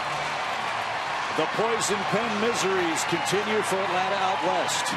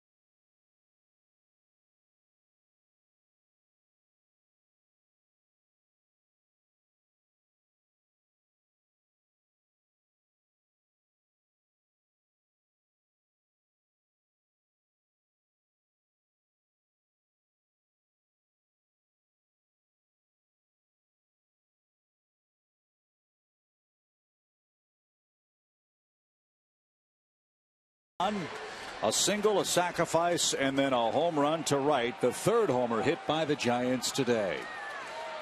The double. And then the base hit by Blanco. The two left-handed hitters off of Veal both got fastballs right in the wheelhouse.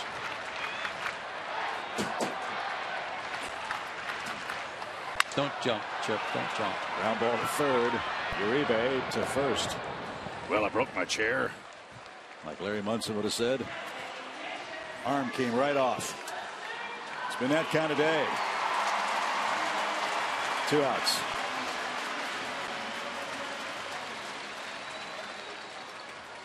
There's nothing more heartbreaking for a major league team than seeing your bullpen give up leads.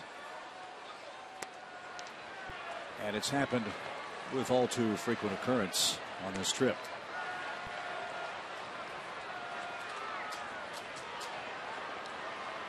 One ball, no strikes for Buster Posey, and that's outside. Ball 2. In this case, the heartbreak comes from the offense battling all day against one of the premier pitchers in the game. Uribe again at third. Perfect throw. And you just acquired third baseman, hits a 2-run homer off of him to give you the lead, to see it evaporate like that. Yeah, and you do it against one of the best pitchers in the game, Madison Bumgarner. 5-3 as we go to the 8th.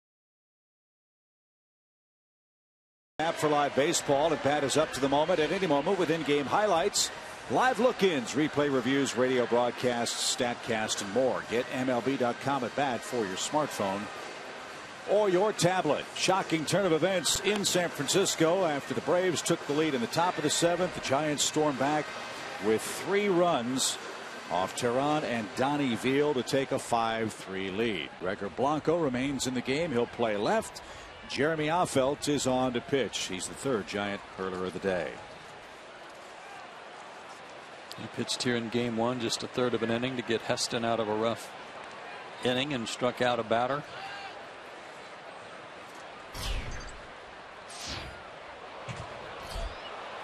Not close from Jeremy Affeldt.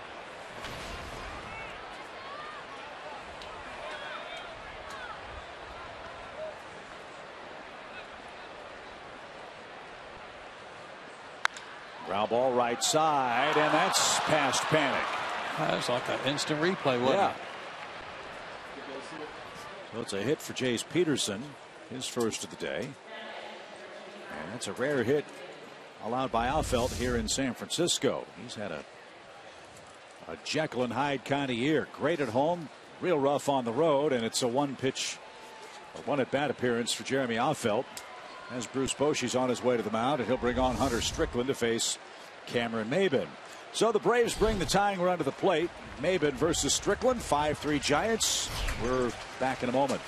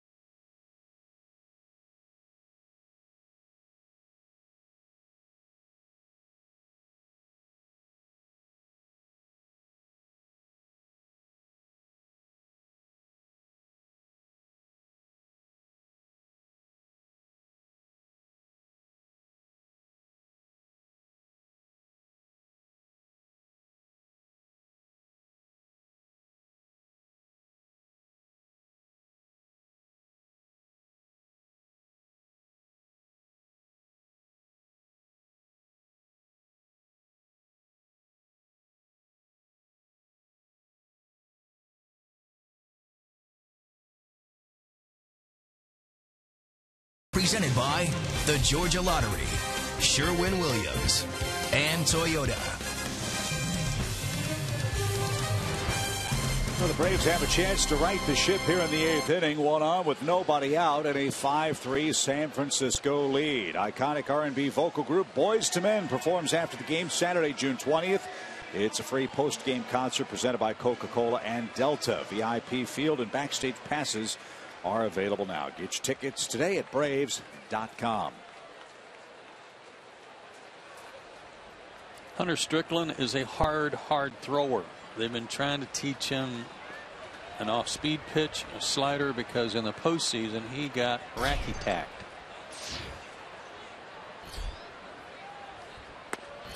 If you don't remember, he was in 8 games in the last year's postseason, 8 1/3 innings, 9 hits. 6 of them were homers. Yowza. Got into a little deal with Bryce Harper, as I recall. 0-1 pitch. On the corner. It's 0-2. 96 on the corner is pretty good, though.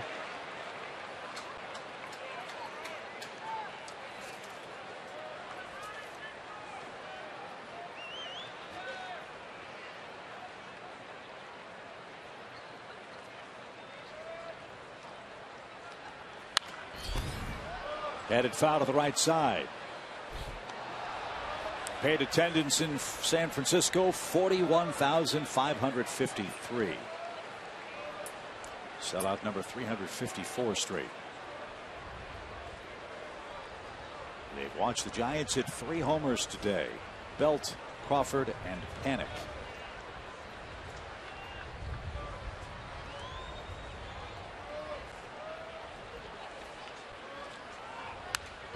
Good swing.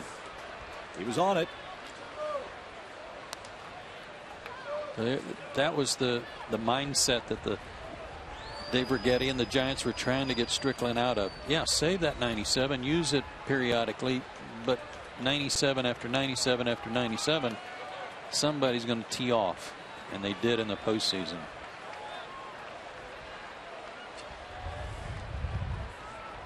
Peterson leads from first. Maybin represents the tying run. Wind blowing out toward left. To first. Belt had a little trouble. Got it out of his glove. Crawford, the return throw to first. In time, a double play.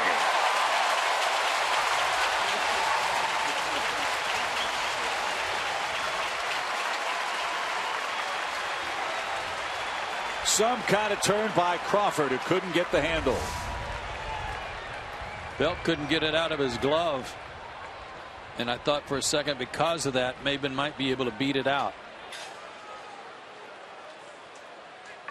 And Freddie Gonzalez has nothing to lose here but to try to make sure that he was out at first base. Maben. Braves are challenging the out call at first. A look at the replay. He's safe. I think he is safe. Yeah. That angle looks pretty definitive. So was there enough clear and convincing evidence from that replay to overturn the call at first, which was out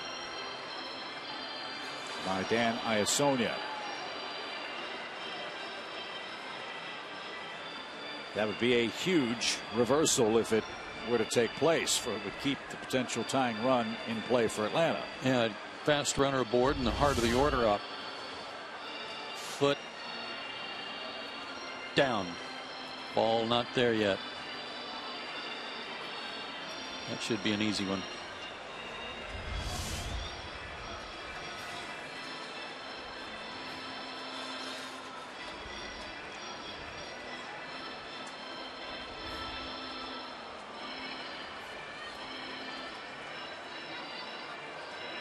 Verdict is in. And the call is overturned. So good challenge by Freddie Gonzalez. Peterson is forced out at first. Maben is at first on a force play. And Nick Markakis will have a chance to tie it up.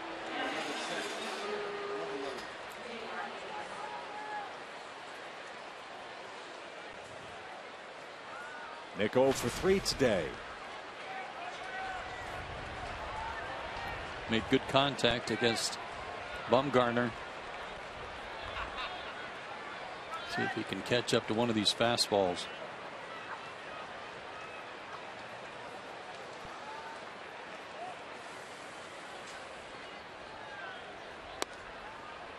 That's blown away. Ball 1.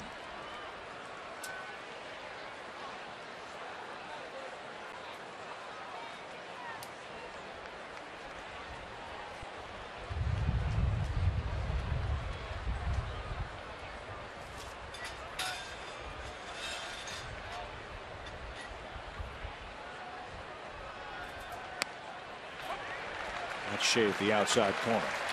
Generous strike.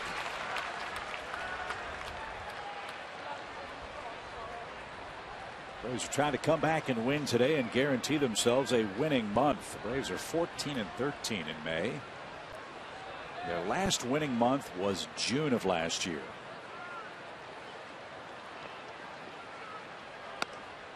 That's high and away. They went 15-13 in June. 500 months in July and August, and then of course that dismal September.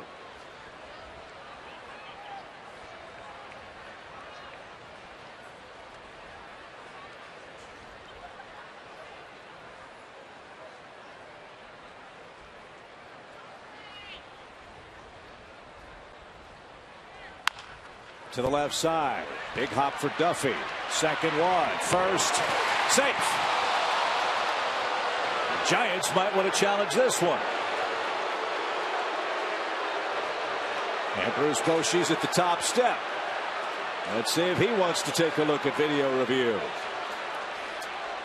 Maben's out 5-4. Markakis for the moment is safe at first. And yep, now it's the Giants' turn to challenge a double play. Safe.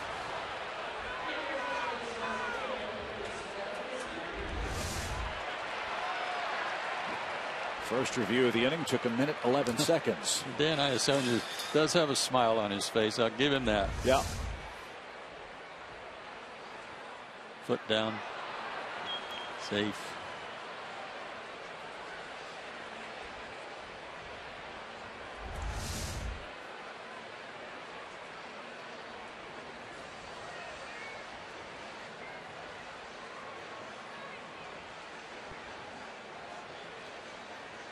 So Markakis, in all likelihood, will be at first base with 2 outs. Johnny Gomes is the scheduled hitter. The Giants led 2-0 in the second. Back-to-back homers by Brandon Belt and Brandon Crawford off Julio Teheran. Julio then didn't allow a hit until the 6th inning. That was a single to Brandon Belt, who later was picked off. Leadoff double in the 7th ended his day. Then Donnie Veal came in. Homer sacrifice, or single sacrifice, 2-run homer to turn the game around 5-3. Braves runs came in the 5th and the 7th. Juan Uribe a 2-run shot. 1-minute 8-second review. The play at first is upheld. Markakis is safe. And it will be Johnny Gomes. He scored 2 of the 3 Braves runs.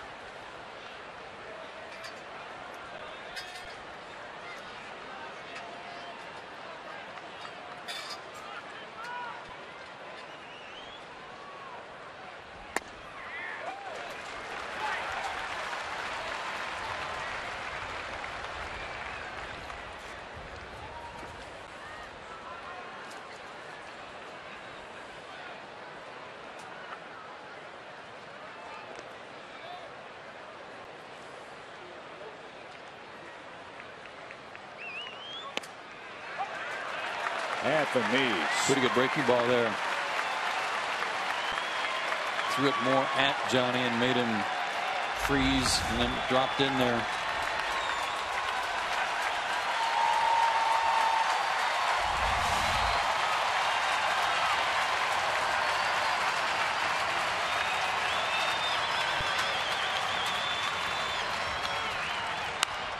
Popped up. Belt at first. In fair ground is there, and the side is retired. Nothing doing in the Atlanta 8. 5-3 Giants.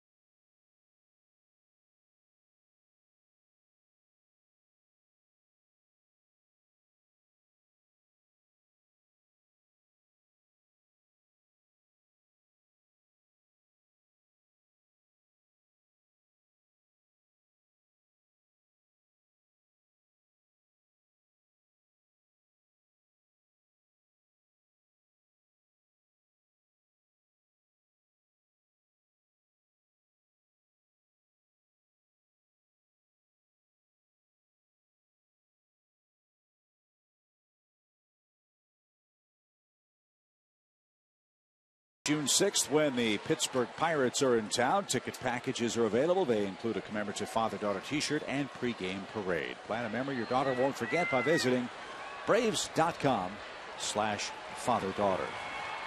Home 8th in San Francisco. The Giants have come back to take a 5-3 lead. They've hit 3 homers. Brandon Belt hit the first of them back in the 2nd inning.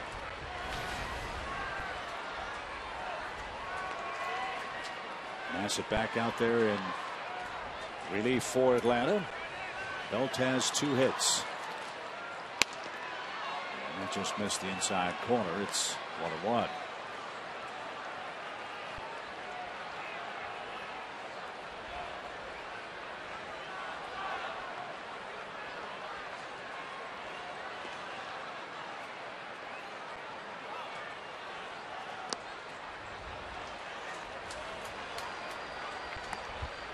Can't give these guys any more. You do have a good shot in the 9th inning with Uribe, Freddie Freeman, and Andrelton Simmons scheduled to hit.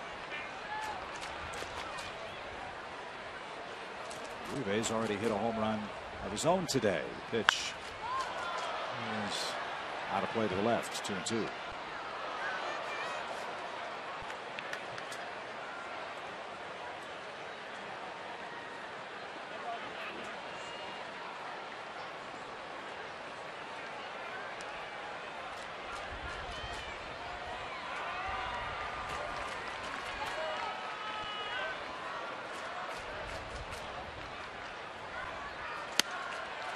Down and in. Nick's got a good fastball. Needs some movement on it, sinking action on it, slider. He's overcome a lot of injury issues the last couple of years.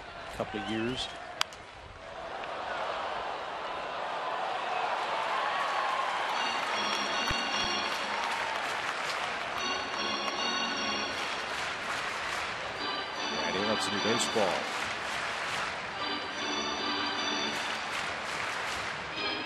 Belt, Crawford, and Pagan for the Giants.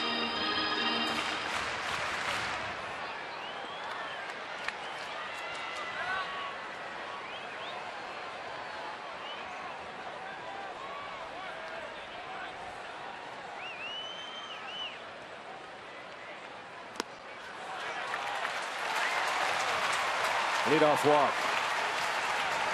Those are killers.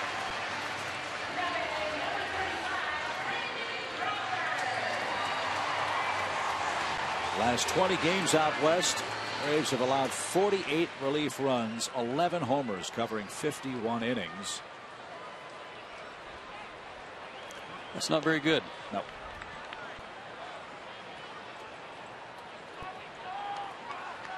And immediately trouble with Brandon Crawford up. He's hitting 15 of 16 games for the Giants.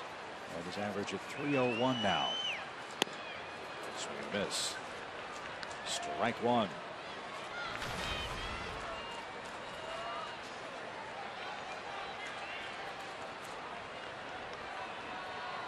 Since 2014, the Braves are 14-25 against Western teams. 2-12 on the road.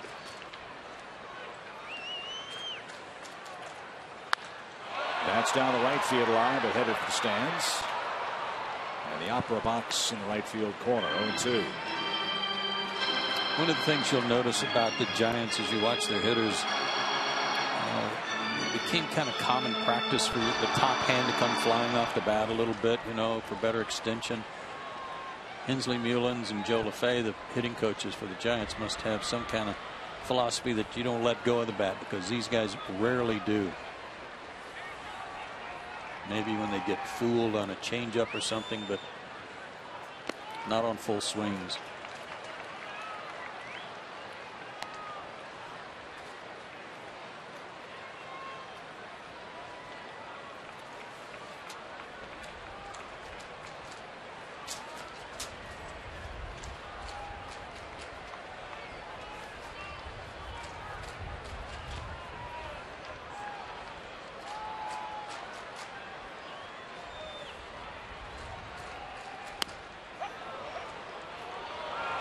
There's a strikeout of Crawford, and that's a rarity. In the 4 games in this series, that's only the 17th Giant hitter that the Braves have struck out. Think about that. And Fultonevich got 8 in his start. They're a high average group. I mean, they've won 21 games this month by and large because they're just outscoring people and everybody hitting .290 or better. Giants have scored the most runs in the National League in May. They had 143 coming into today's action. So now they're at 148 runs this month. They're going to try to win 22 games in a calendar month for the first time since 1954. A 1 pitch. It is high, I guess, to Pagan. Davenport helped there for a moment, didn't get the call.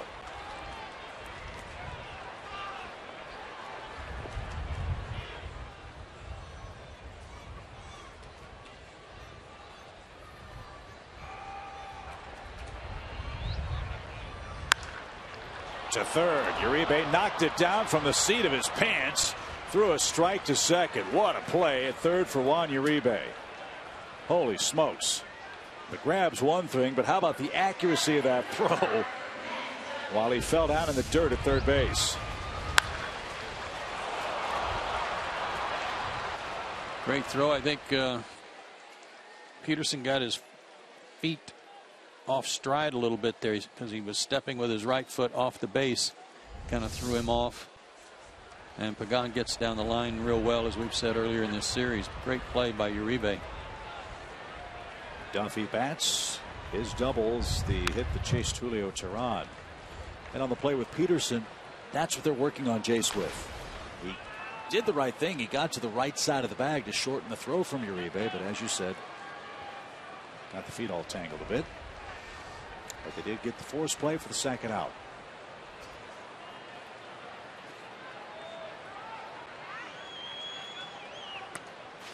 Nice stop, even count.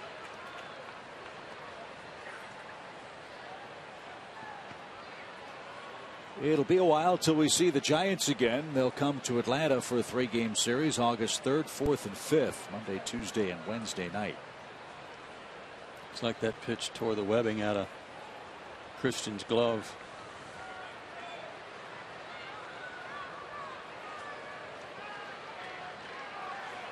So he'll hand that to Jim Lovell. He's the Braves glove doctor. He'll fix it up.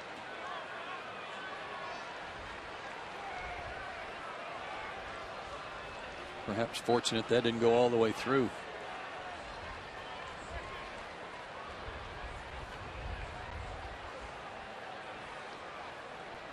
And wise to check it.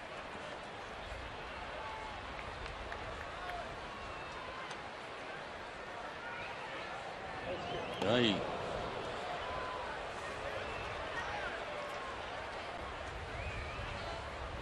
You're going to throw over there, throw over there.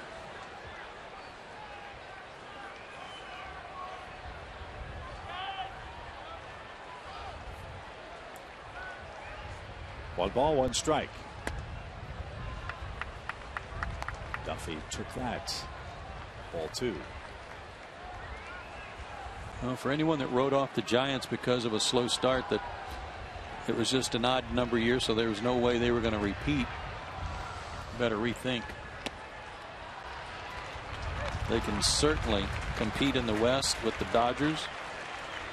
And if they just get into the postseason, they'll be a tough team to beat. I think that's a good question. You've seen the Dodgers now 3 games. You've seen the Giants 4. Which team do you like better? There are a lot of things about this club I like better. 3-1 pitch. In the air to center. Maben on the run. Dives and makes the grab.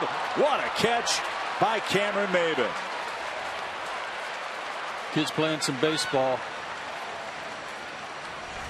Maben keeps it a 2-run game with a Superman catch in left center. 5-3 last call for the Braves as we go to the ninth.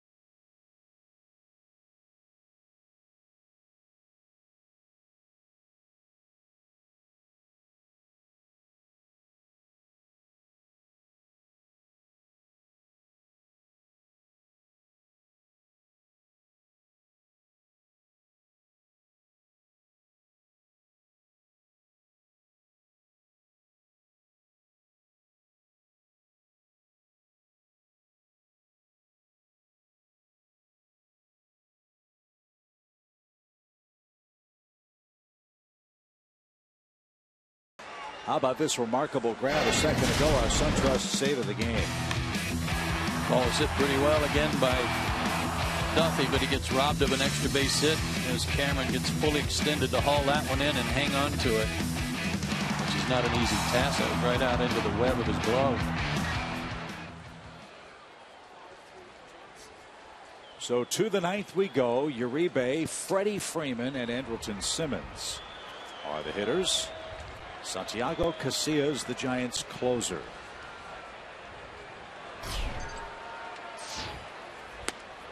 And delivers strike one. He's the guy that came in 2 nights ago and gave up the homer to Freeman. Also walked a couple of guys. Unfortunately, they were after the home run, not in front of it.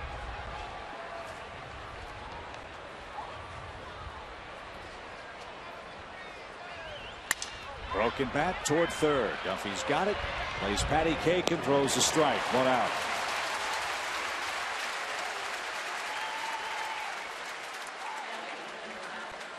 Freddie Freeman will get his first at bat of the day. That'll continue his consecutive games played streak, the top active such streak in the big leagues. It's now 218 games. Chris Johnson, a nice job offensively at first for the Braves. He had 2 hits. Yeah, he did. He swung the bat well.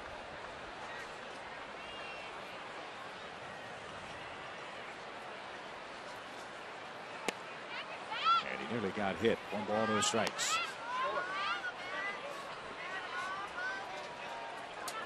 Jim Johnson's warming up. Jason Grilli is pawing at the dirt down there as well. Braves have to score 2 for there to be any more Atlanta pitching changes. Fly ball, that's well hit center. Pagan back. He's gone as far as he can go. And Freddie Freeman with an opposite field homer has made it a 1-run game. Again off Casilla. Did the same thing to him the other night. Casilla brushes him back here today, and Freddie follows on the next pitch with a 400-foot home run again to center. He doesn't need a full day off. Just give him 6 innings and he's good to go. And apparently Casilla.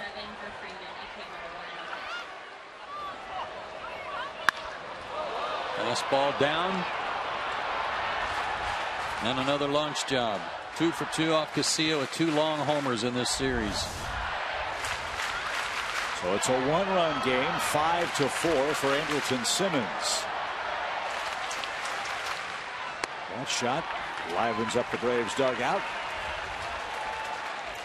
Strike 1 to Andrelton is 1 for 3.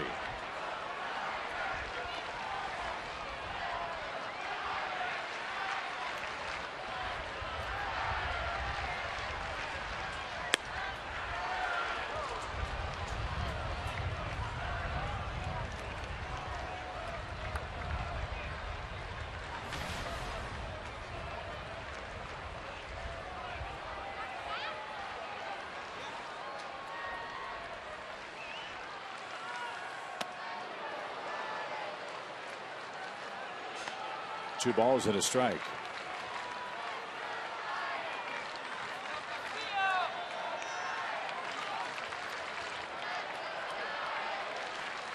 Casillas allowed 3 homers this year. 2 of them have been hit by Freddie Freeman. A solo shot in the 9th brings the Braves to within a run. And into the seats to the right side. It's 2-2.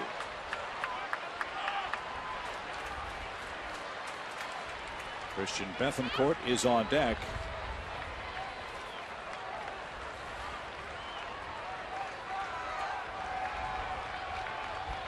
Braves have A.J. Przinsky lurking if Freddie wants to go to the bench.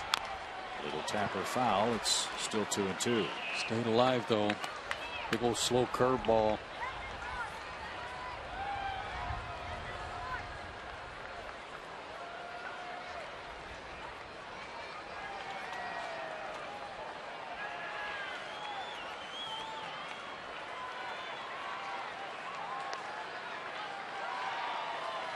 Here it comes again. It was well off the plate. 3-2.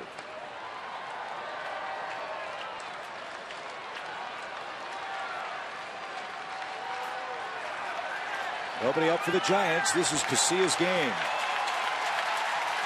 You've got Bethancourt in the number 9 spot. He's trying to rally in the 9th. 5-4 game, full count pitch.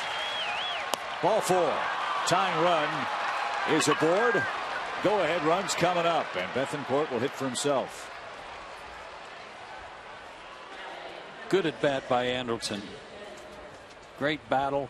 Drew the walk. He doesn't walk that much. It's just his 12th walk.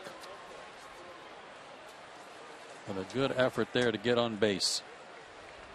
So Bethancourt will hit here. Javier Lopez is going to get to work very quickly in the Giants bullpen because A.J. Pierzynski has grabbed a bat and is standing in the on-deck circle. Fans, your weekday Braves games are on Sports South. Watch Monday and Tuesday at 9 Eastern as your Braves take on the Arizona Diamondbacks. And then Wednesday, catch the final game of the series at 3 o'clock Eastern time from Chase Field in Phoenix. Mike Fultonevich will pitch on Wednesday, Shelby Miller Tuesday, Alex Wood tomorrow. So here's Bethancourt.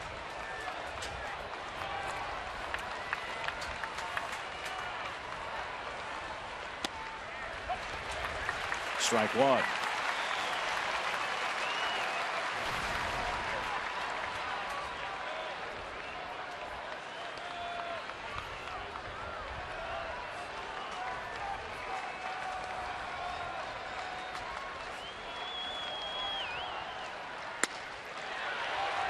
Just missed.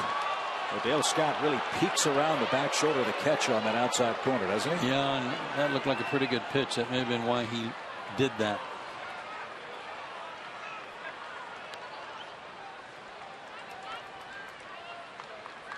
One ball, one strike. Swing and a drive headed for the Giants pen and into the seats.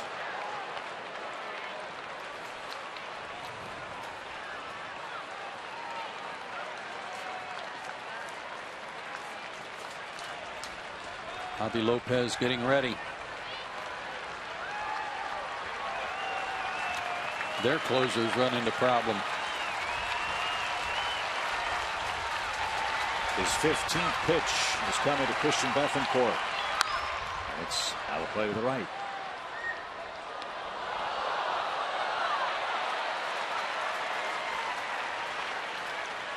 When Bethancourt keeps the game alive, it's going to be Pierzynski against Lopez, or at least at first. We'll see if AJ will be allowed to face him.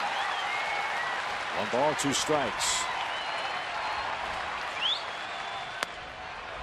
Now 2-2. Good patience there. Good hard 93 sinker, and Bethancourt able to lay off.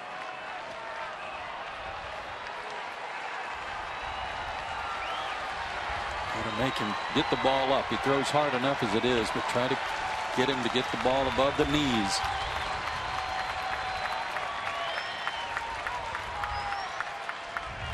Here comes the 2-2 pitch. Little roller toward short.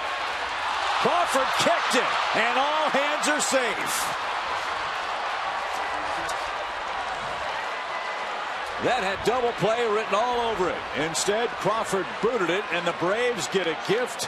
And now they get A.J. Pierzynski in the batter's box. He knew it was an easy double play, and he kind of rushed it.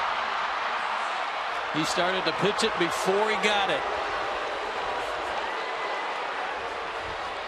Ball came up on him just a little bit, but a rare error by the shortstop opens the door. So for the moment, it's going to be A.J. Pierzynski versus Santiago Casilla. Time for A.J. to snap out of a long slide. Pierzynski's faced the Giant closer once. In an official at bat, he's 0 for 1. He's also walked twice. First and second, 1 out in the 9th. Ball 1 inside. Lopez is getting ready, I presume, for Jace Peterson, who's on deck. A homer, a walk, and an error with one out. You're right. AJ's due. He's 0 for his last 17.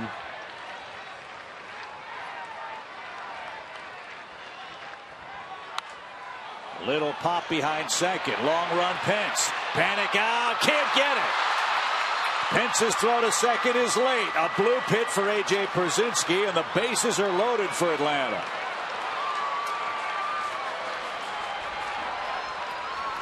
That works. The only thing wrong with that was that Simmons had to wait and wait and wait to see if it was going to drop, so he couldn't score. It's also hard if you're the runner at first to know how far you can go without getting doubled off first, and you don't want to get forced at second. A good hustle there by Bethancourt to get to second base.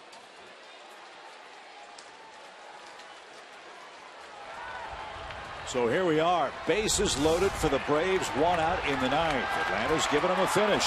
I'm really surprised they haven't gone to Lopez. Peterson 1 for 4. The pitch is low, ball one. No place to put it.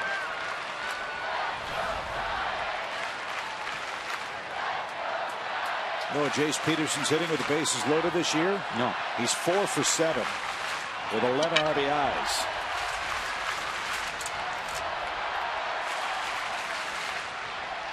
Swing, line drive, right center field. That's going to get down and roll past Pence. 2 runs are going to score. Here comes A.J. around third. He's going to score. Look at Jace Peterson. He's tripled home 3 in the ninth.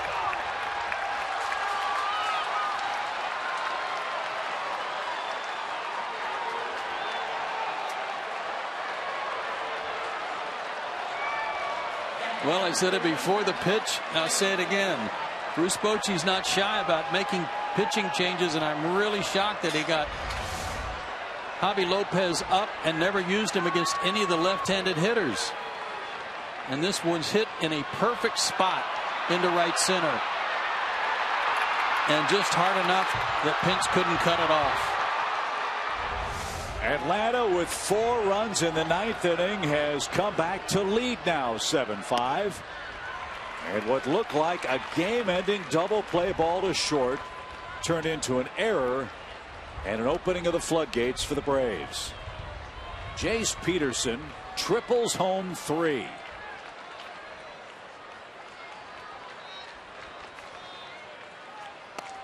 And Maven nearly got hit. This is as quiet as you'll ever hear a crowd at AT&T Park. No doubt. They are stunned.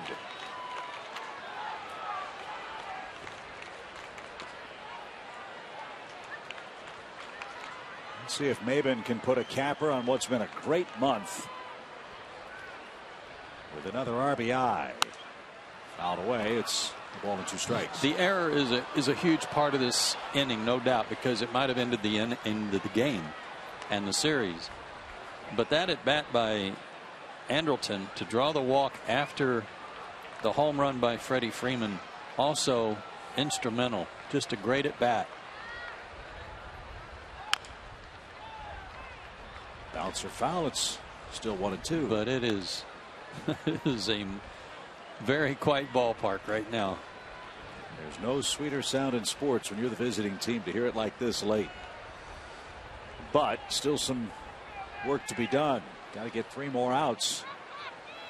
Did you see AJ running around the bases from first to home? 1-2 pitch. Ground ball. Duffy makes the play at the bag. And his throw to first is on target. And there's out number 2. Now you're going to see Lopez for Nick Markakis is going to be the batter. And Bruce Bochy's going to make another switch. A double switch, as a matter of fact. So surprising. Castillo was allowed to face Jace Peterson. The Braves' young second baseman tripled home 3 runs, and Atlanta has the lead 7-5 now.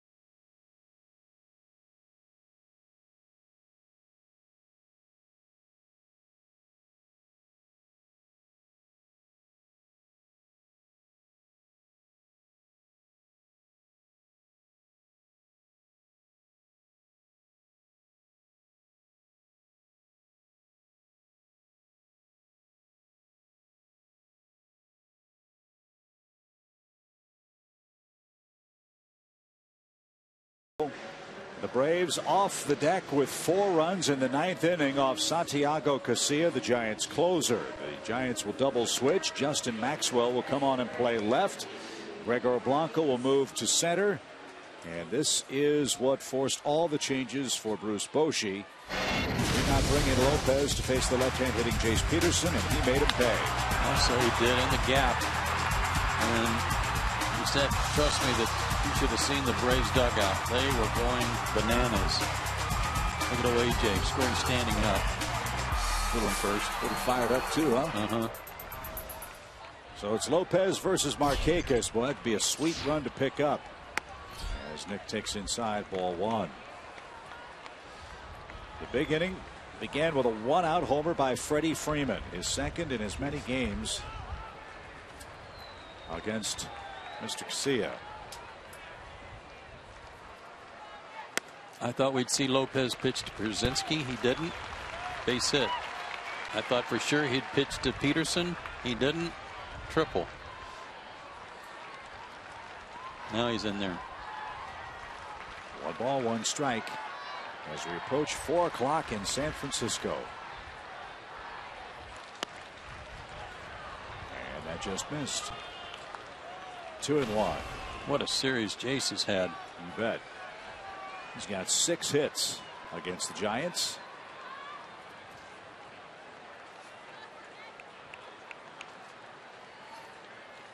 And the 2-1. Bouncing ball right side. Panic's got it. And we head to the bottom of the 9th inning. It's Jason Grilli time. He'll try to protect a 2-run lead with the 9-1 and 2 hitters coming up.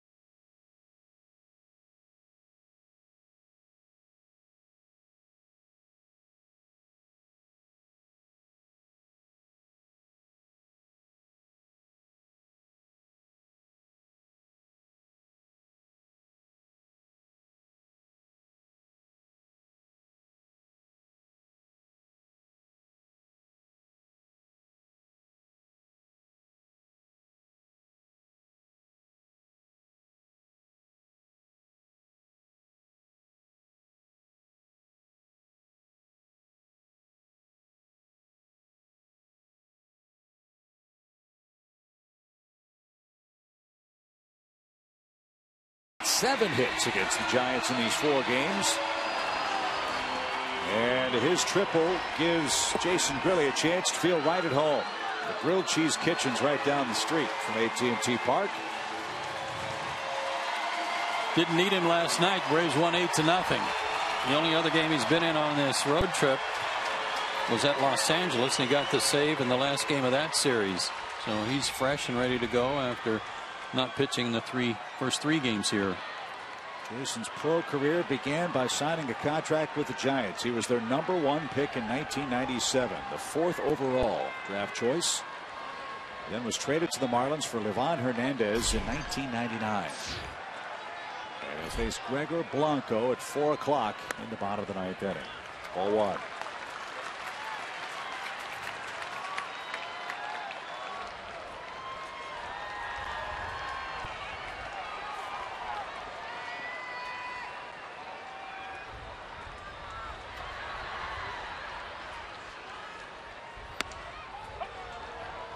Fast strike over the outside corner.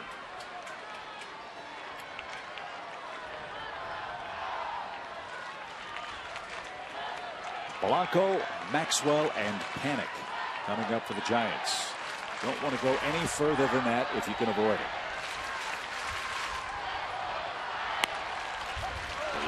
high, strike two. Blanco didn't think so.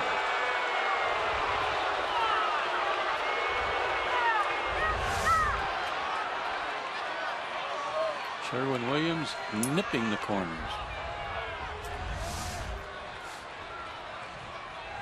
Let's see if Jason goes there again.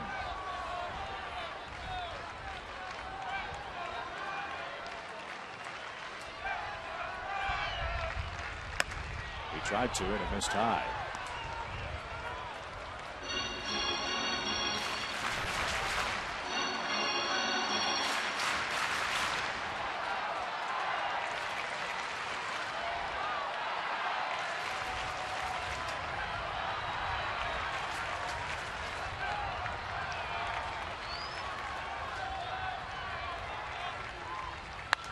Popped him up. Shallow center. Maben having a little trouble. He's trying to shield his eyes, and he makes the catch. Yeah, let's not discount that catch Maben made in the 8th inning too, with a runner aboard that saved a run. Might have been a difference maker too in the way things went in the 9th. So Grilli gets the all-important first man. Now he'll face Maxwell.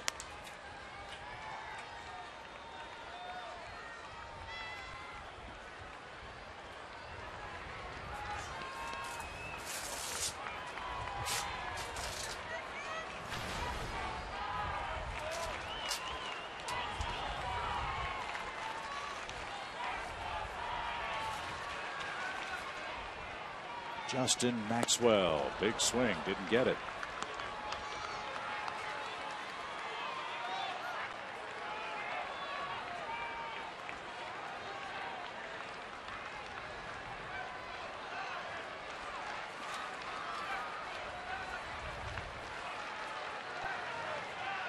Here's a good fastball hitter.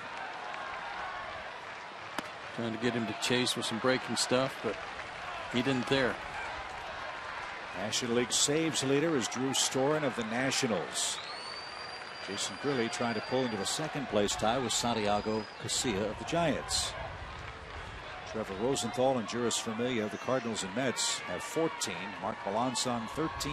Craig Kimbrell 12 with the Padres. How many Storen got?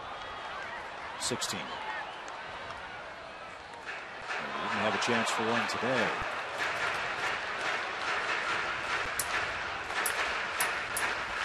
Braves didn't quit today. What a great effort. What a great effort by the offense. Cover up the bullpen again.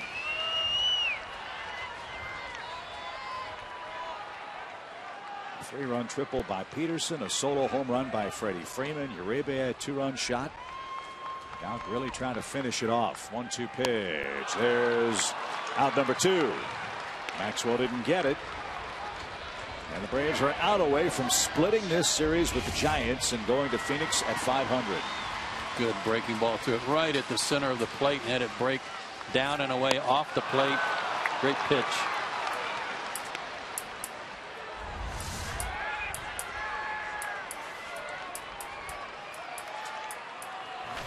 Panik hit a big home run off Donnie Veal last time up. His 4th home run of the year. He's the final hope for the Giants. And that just missed. 1 ball, no strikes.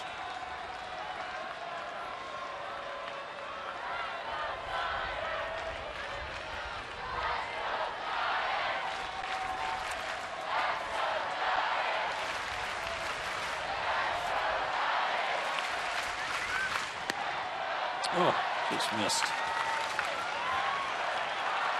Don't want to walk in. Pence is on deck.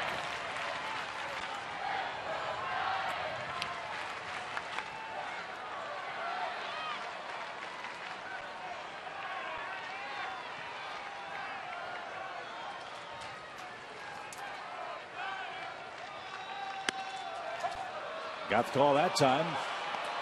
Very similar pitch.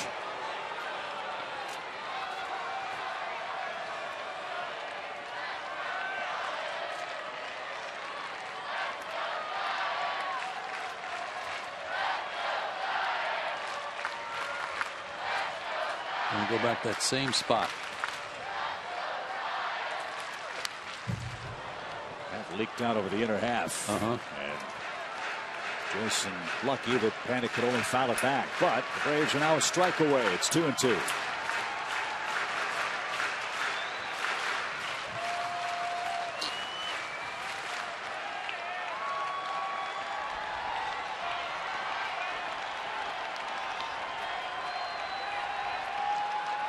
Back foot slider or back door? Line down the right field line. Fair ball and headed for the corner. Markakis plays it cleanly. It's a 2-out, 2-strike double for Joe Panic. And here comes Hunter Pence.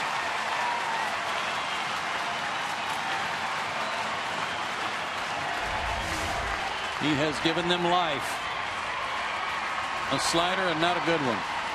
Wasn't a back door, wasn't a back foot. It was the back point of the plate, right in the middle. Hunter Pence 2 for 5 against Grilli in his career. One of those hits a homer. Pence is 0 for 3 today. Just 2 hits in his last 23 at bats. That's what scares you. The pitch is low, ball 1. Then Buster Posey lurks on deck.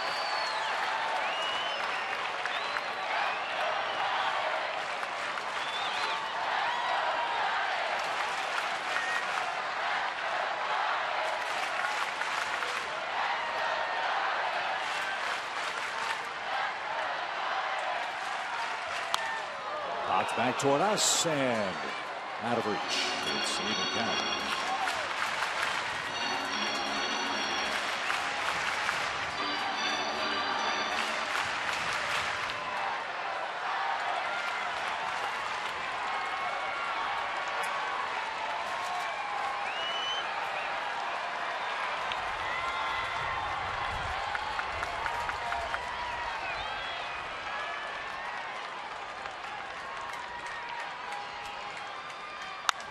Breaking ball, fly ball.